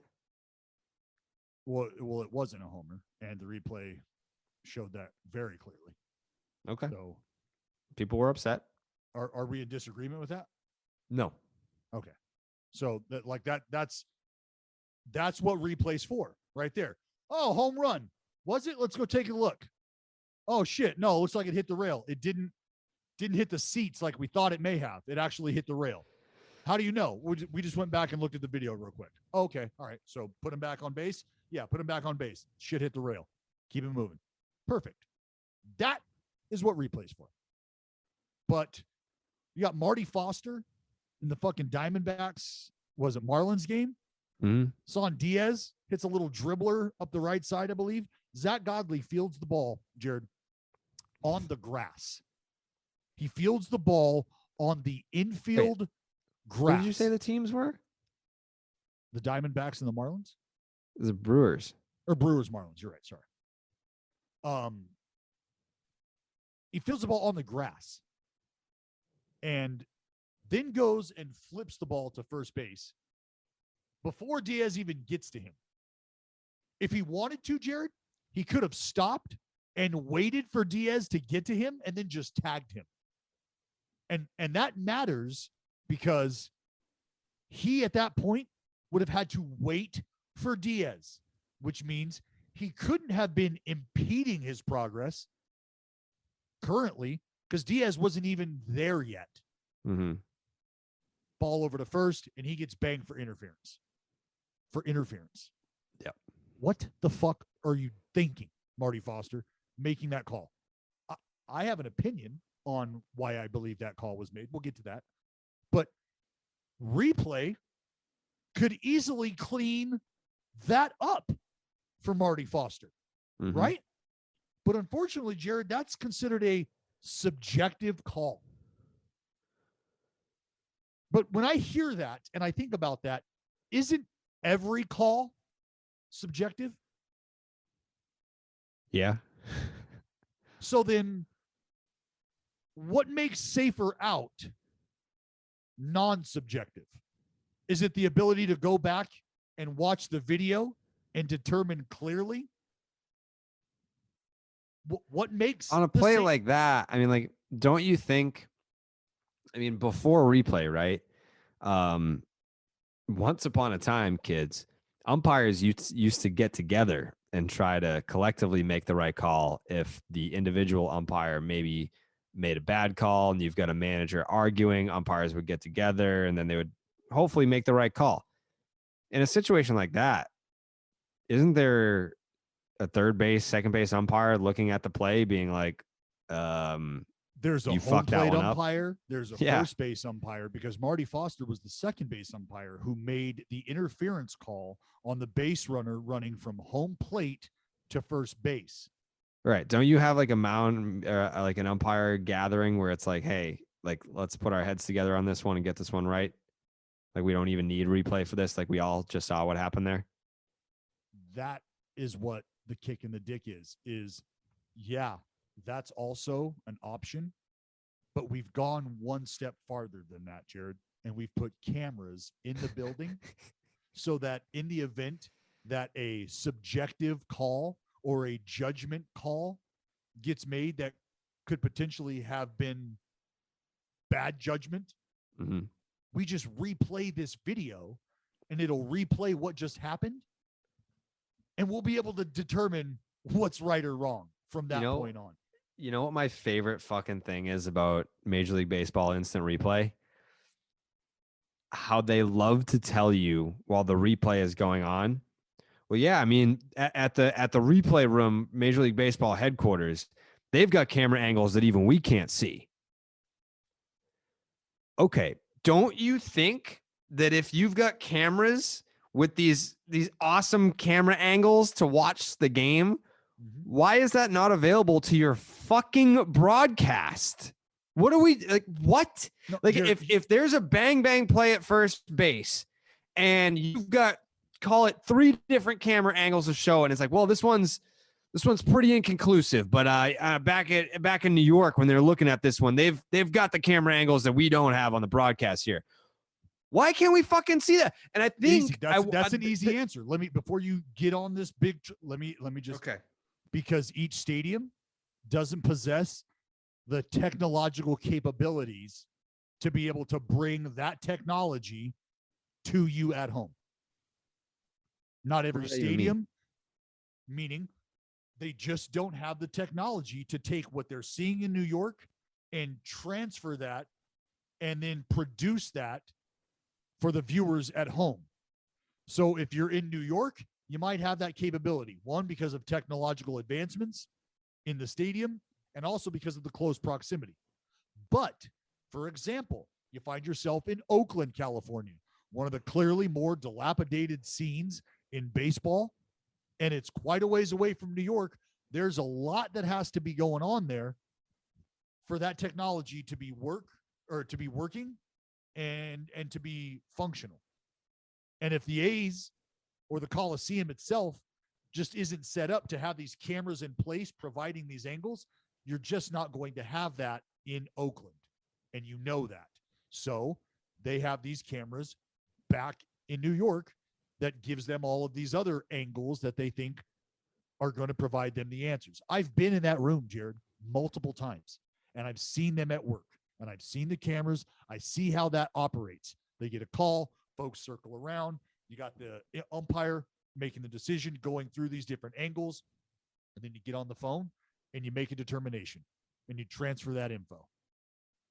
But we're getting into the weeds about the interactions of replay.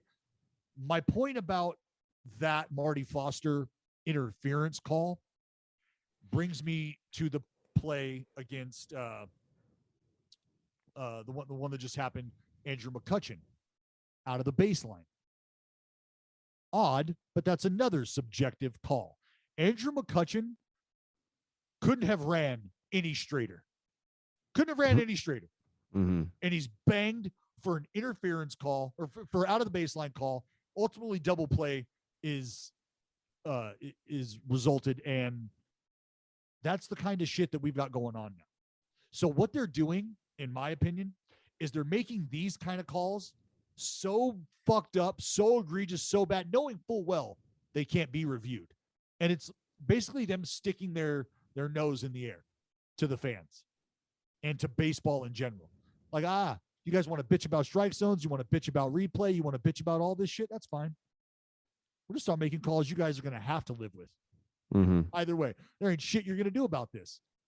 But it's, I seriously, explain to me the difference between me just having to stick with your out of the baseline call, but us being able to review safer out. Why? What makes it any more? But think about the foul balls, Jared. Foul ball gets hit down the left field line, and you think it might be fair. You think it might be foul. You want to know what they do? They replay the video of the play that just happened, and they're going to look for chalk, or they're going to look for green in between the ball and the chalk line, right? They'll replay that video. But should that same thing happen at third base or first base, where the ball has to go over the corner of a bag in fair territory, it can land foul, but if it crosses the bag in fair territory, it's a foul ball, or it's a fair ball, right? You want to know what Major League Baseball is telling you? They're telling you that play isn't as important in the infield as it is in the outfield. And we want you to just trust the knee-jerk, real-time reaction of the umpire on a clearly more difficult call. We're not going to give him the opportunity to go back and look at that play, to get that one right. We're going to leave the camera out of that situation. The clearly more difficult call to make, we're going to eliminate the ability to go back and get that call right. Why? You want to know why? Because you would then directly into question the judgment of that umpire, which would then lead you to start questioning their capabilities.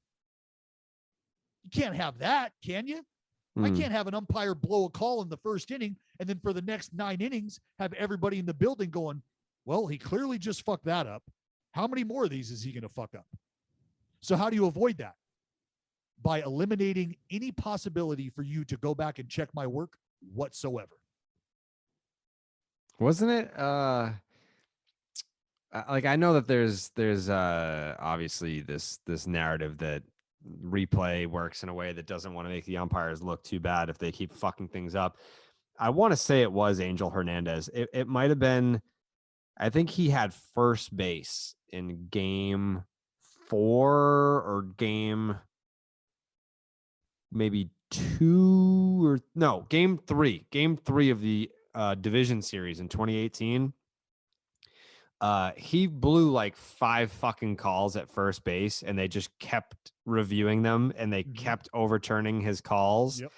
But it's like, I mean, what else are you supposed to do at that point? Like, I get the cry for robo umps and having these electronic strike zones and everything, but you're not going to be able to just get rid of umpires in baseball forever. Like, you need them for certain things. Like, you need the human eye. Well, and that's what, like, the idea of replay is not to get rid of the umpires.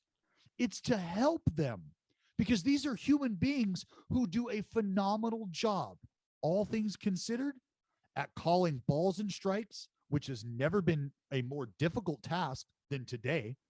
They do a great job. We're here to try to help these people. And they're looking at the cameras and replay as an entity that wants to replace them and do away with them. That is just simply not the case. But we have a group of individuals, the umpires, who have dug their heels in so deep that they can't see the future. They can't see how the unification of them and the cameras would make them better at their job and would actually help get the fans off of their ass. Because if Marty Foster has the opportunity to go back and watch that play, and one of his counterparts or one of his coworkers can say, hey, Marty, I know you called interference here, but do you see how Diaz isn't even near him? And Vogelbach actually catches the ball and steps on the bag before Diaz makes that side jog move that you have identified as the moment in time where he was being interfered with. Marty, just watch the tape again, brother. You see right? Yeah, you see how he's already out and then he makes that step? So now that you've had time to watch it over, do you believe he was actually interfered with?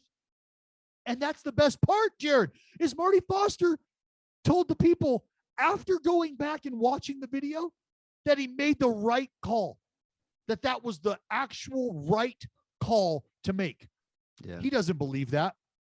I know he doesn't believe that.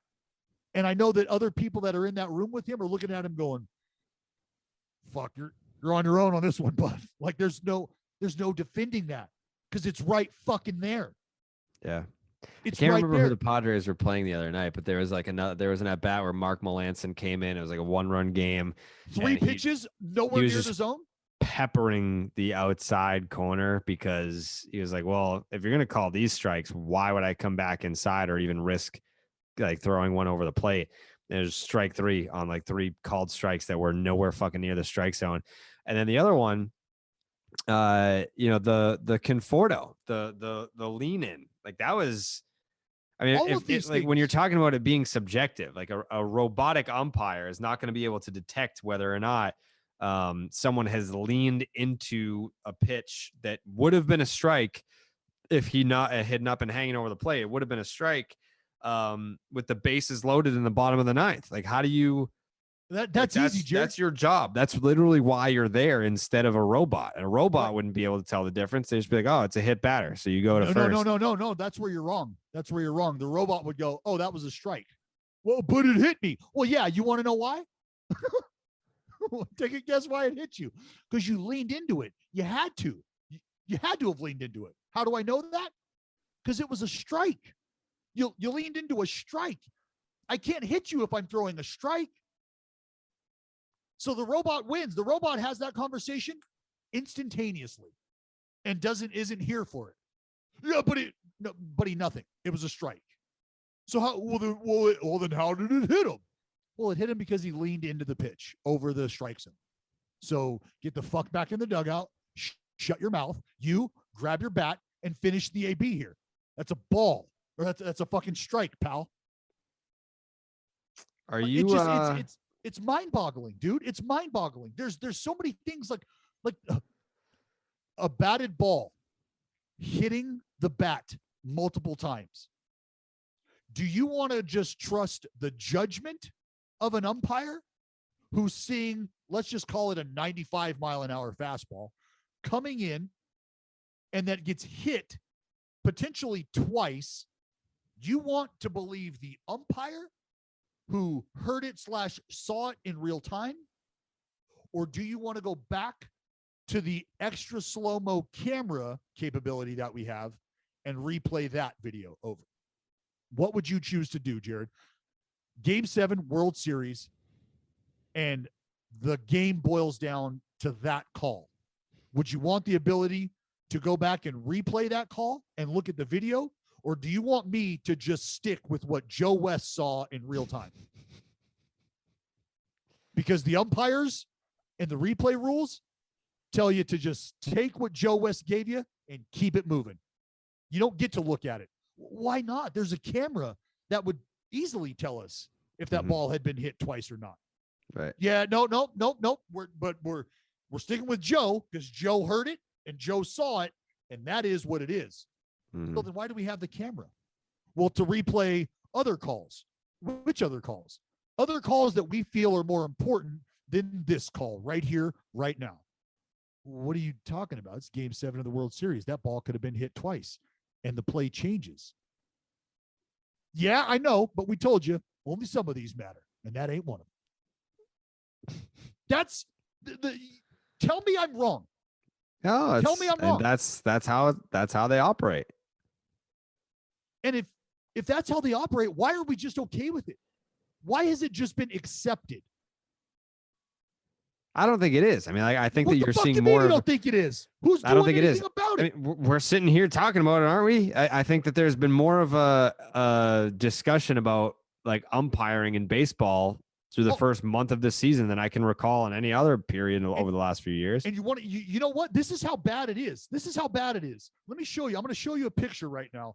And it talks about, it's an article, and it talks about a bad week for Major League Baseball umpires. Can you see that headline, Jared? Mm-hmm.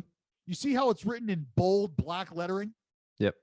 You want to tell me some of the other names in there? Just tell me some of the names that are highlighted there in bold black lettering. The New York Mets, the Philadelphia Phillies, Bryce Harper, Andrew McCutchen, Matt Joyce, Francisco Lindor. Okay, that's funny because the headline tells you it's a bad week for Major League Baseball umpires. And you just rattled off 2 organization names and 4 player names. You know what's funny? Is the umpire who fucked that call up in the Phillies game with Andrew McCutchen, his name's in here. Unfortunately, it's not fucking highlighted in bold black lettering like the players' names are, like the organization's names are. So JOSENAVAS, Jose Navas, was actually the umpire who fucked that call up for Andrew McCutchen and the Philadelphia Phillies. But oddly enough, Jared, you won't find his name highlighted in bold black lettering. Kind of like you don't get put on notice when the umpires have been so fucking terrible that they get sent on a paid vacation to go away and gather their thoughts, figure out their strike zone, and bring it on back. You don't ever hear about that. However, we know all about Jose Alvarado's suspension. We know all about, guys. Why don't we know about the umpires? Because they're their own little union there. Yeah, but they're a part of the game. They're a part of the game, but the umpires union is one of the fucking strongest unions in professional sports. It's a joke, is what this is. But they're protected. They're protected, and you know that. You know that. You know that they are. You didn't hear an argument from me, did you? No. Nope. No one gets protected like the umpires of Major League Baseball, and no one puts together a fucking steak like Omaha. I can't even tell you how happy I am that Omaha Steaks has made their way back into the starting 9 lexicon, Dallas. I'm juiced. I'm a big barbecue guy, big grill guy. You know this, big smoker. And I don't know if you know what's going on this weekend, Jared. Are you aware? This weekend coming up? I believe so. Is it this weekend? I think it's this weekend. Mother's Day? Pretty sure it is. It is. Yeah. What are we doing? What are we doing for Ellen? Huh? We're scrambling to do something last minute. Oh, that's nice. I got a stepson I've been battling with over the last few years. Competition, getting his mom gifts. He's getting his mom gifts. Last Christmas, I got his mom a TV, and he got a TV, and there was some big back of at it. It was a crazy little. It's not steaks. He could have really knocked it out of the park if he'd have got steaks, Carrabis. Yeah. And that's where Omaha Steaks comes into play. This weekend, when you're firing up the briquettes, getting the old BBQ going, what are you going to be burning? I hope it's some leather, and I hope it's Omaha steak leather, baby, because The mouth-watering Let's Go Grill package from Omaha Steaks is here and ready for you. So visit omahasteaks.com and enter keyword starting9 in the search bar. Order today. Going to get you taken care of. The package includes the signature butcher cut fillets, baby. Apple tartlets for dessert.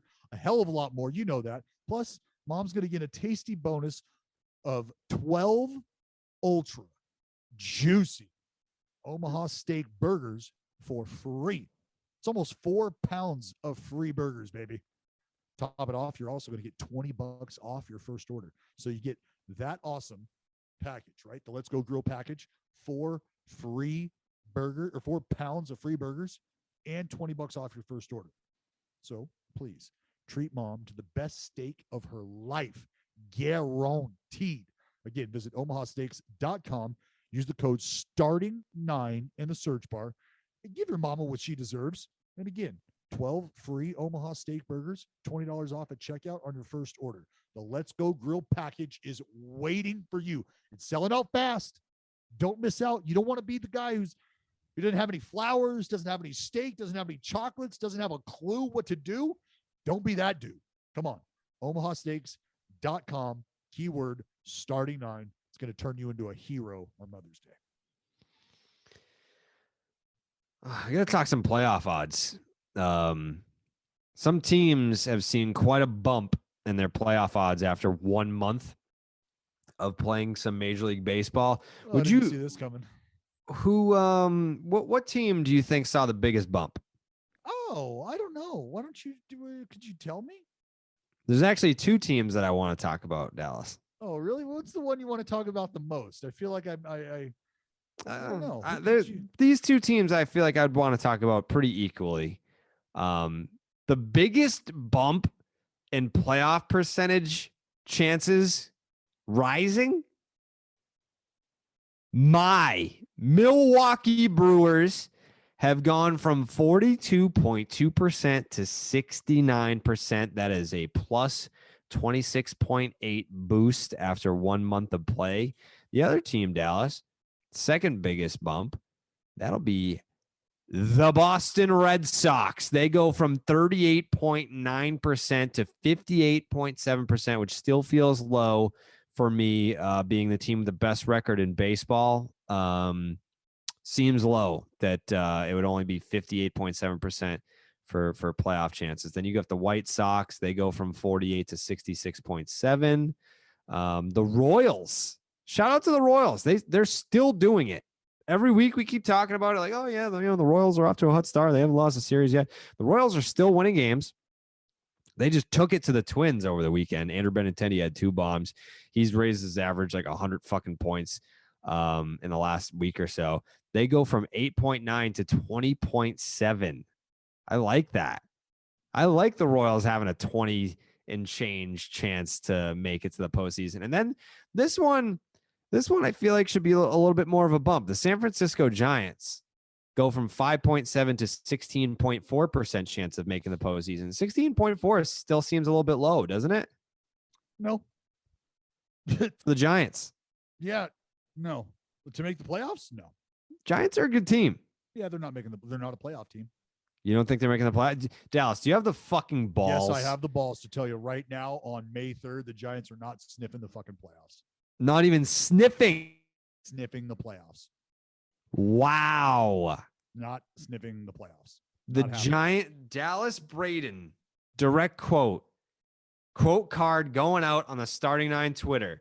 The San Francisco Giants have no fucking chance to make the postseason in 2021. Dallas Braden. that would be Jared Carrabis' statement. I said they are not sniffing the playoffs. That's the same thing. Dallas Braden said no fucking chance in hell the San Francisco Giants make the postseason in 2021. Dallas Braden. Those are not my words. The Giants will stand by that. I stand by the Giants not having a shot at sniffing. No fucking chance. Nothing in this world could happen that would allow that dog shit Giants team to get into October. You said Dallas Braden. I agree. Wow. The Minnesota Twins. Yikes. Their postseason great. chances just in 1 month have dropped 31.9%. They go from 63.3 to 31.4. They're playing some bad baseball. They're playing good. some bad baseball, and they're playing it against teams that should be the ones that you circle on the schedule, being like, "Hey, this is how we this is how we turn it around and stay afloat." They're losing those games. Yeah, like the games where it's like, thank God so and so is pitching, and then they lose those two. Right now, the Minnesota Twins are 10-16. Surprisingly enough, I would not have guessed this. The Minnesota Twins. The Minnesota Twins have only 2 more wins than the Detroit Tigers, but they have a +3 run differential. Just throw a number out there. What do you think the Tigers' run differential is at 8-21? Ooh, 8-21. Yep. Just for comparison's sake, the last place Texas Rangers -17, the last place Orioles -11, the last place Marlins +4. Worst team in the division is the Phillies, -17. Then you've got the Cubs, -14, the Pirates, -26, and then the last place Rockies, -11. What do you get the Tigers at? I don't know. Like the run differential thing is so crazy because even the A's are in first. Well, place in the division. I just took you around the league. Those are the last place teams. They're in like the -17 range. What's what I'm saying? The leader of the division in the West has a fucking negative. Yeah, but just for comparison's sake, last place teams, they're around like -17. What are the Tigers? I feel like even doubling and even tripling. Like is a negative. I don't know. It's a round number. It just feels like I feel like if I say this out loud and it's not even anywhere close, like I'm just, people are gonna be like, dude, do you even watch fucking baseball? Is -50 too much? The Detroit Tigers A -50 run differential? have a -62 run differential. Oh my God. Stop it. It's insane that they've even won 8 baseball games. They've lost 5 straight. They've lost 9 out of their last 10. They have a -62 run differential through the month of April. Like right now, just on the opposite end of the spectrum, the Dodgers are a +45 for the best run differential in baseball. And the second worst is the Pirates. The Pirates are a -26. The Tigers are a -62. They are impossibly bad. And again, that's the fucking team that Corey Kluber is fixed now because he beat that team. I said, like I was as weary of saying that as I was when I dropped someone's going to be making $45-50 million a year these days. Like soon it's going to happen. I was as nervous as saying 50 right now as I was saying that then. Like there's just no way. Mm-hmm. And it's fucking 62. -62. -62. What are the White Sox? Let's see here. The White Sox are +30, right? +28. White Sox And they're are second. +28. They have the 3rd best run differential in baseball. That's bananas. How about the Houston Astros? The only team in the division with a positive run differential. Second best in baseball. Third. Second best in baseball. Anyways, yeah, the Twins are down to 31.4. That division, I don't know what the fuck goes on, but the Braves have dropped as well, 63.8 to 44.8. Oh, what's the Nats? How are they looking right now, huh? Ooh, the Rays have fallen, the Cubs have fallen, the Yankees have fallen. What about the Nats? They got a 25% chance of making the playoffs yet? Let's see. Come on, they got a bump. No. The Nationals' chances of making the postseason Come on. in 2021 are, 25%. drum roll, please. They are 2nd most wins in the division. Come on. 0%. That can't be right. To make the playoffs? Yeah, that can't be right.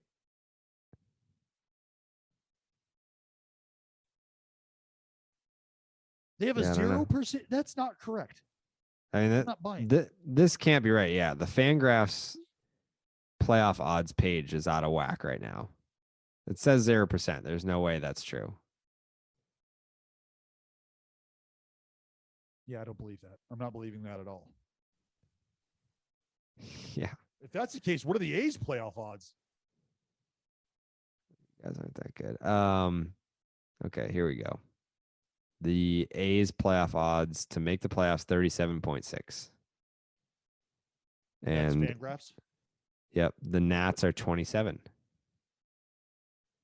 Oh, That's kind of fucking. The Nats have a better chance of making the playoffs than the Braves. That can't be right. What the fuck? Look out. Yeah, I'm not worried about it. All right. Final thoughts. I've got a final thought. What's your final thought? The Astros will be playing in the Bronx for the first time since the cheating scandal. Mm-hmm. That's going to be intense. That's going to be rowdy. And it's not even like full capacity or anything. But the word on the Twitter streets was that they have already upped security for that series. Means nothing to me. I'm going to tell you this. I feel like the Astros are going to walk in there and beat the shit out of the New York Yankees. They probably are. And you want to know why? Because they're better. That and because I have watched this Astros team internalize all of the verbal beatings that they've taken. And I have watched them in real time, in the moment, translate that into vibes to get their team going. Opening day, they're on the line, clapping louder than anybody for their guys. And it's happened everywhere they've gone. They've done that. And if you tell me that that team now at full strength with all of their guys back is going to go into an environment where the lights are going to be bright, noise is going to be loud. Like, you've got a group of guys there who, for better or worse, are okay with all of the attention now and are okay with all the bullshit that comes their way because they've figured out a way to insulate themselves to an extent. And when that noise creeps in, they allow it to creep in. They put it in a nice little box over here in the corner, and they open it up and let it motivate them when they need to. As long as they can continue to do that and compartmentalize those things, the Astros are going to be fine. As much as it pains me to say that. I think it's going to be an awesome series. I can't wait. Yeah, I think the Astros go in there and kick the shit out of the New York Yankees. That's my final. I mean, if the names were covered up and they were like, yeah, so on starting 9 this week, one of the hosts said it's going to be a good series. The other one said the Astros are going to kick the shit out of the Yankees. Who said it? Probably going to get it wrong. That's just our non-biased takes coming to the surface. Mm-hmm. They know. You got any other final thoughts? Those are the only final thoughts I have. Okay. All right. We'll be back on Thursday. Check out Morning Wood Monday, Wednesday, Friday. Subscribe to the Starting 9 YouTube channel.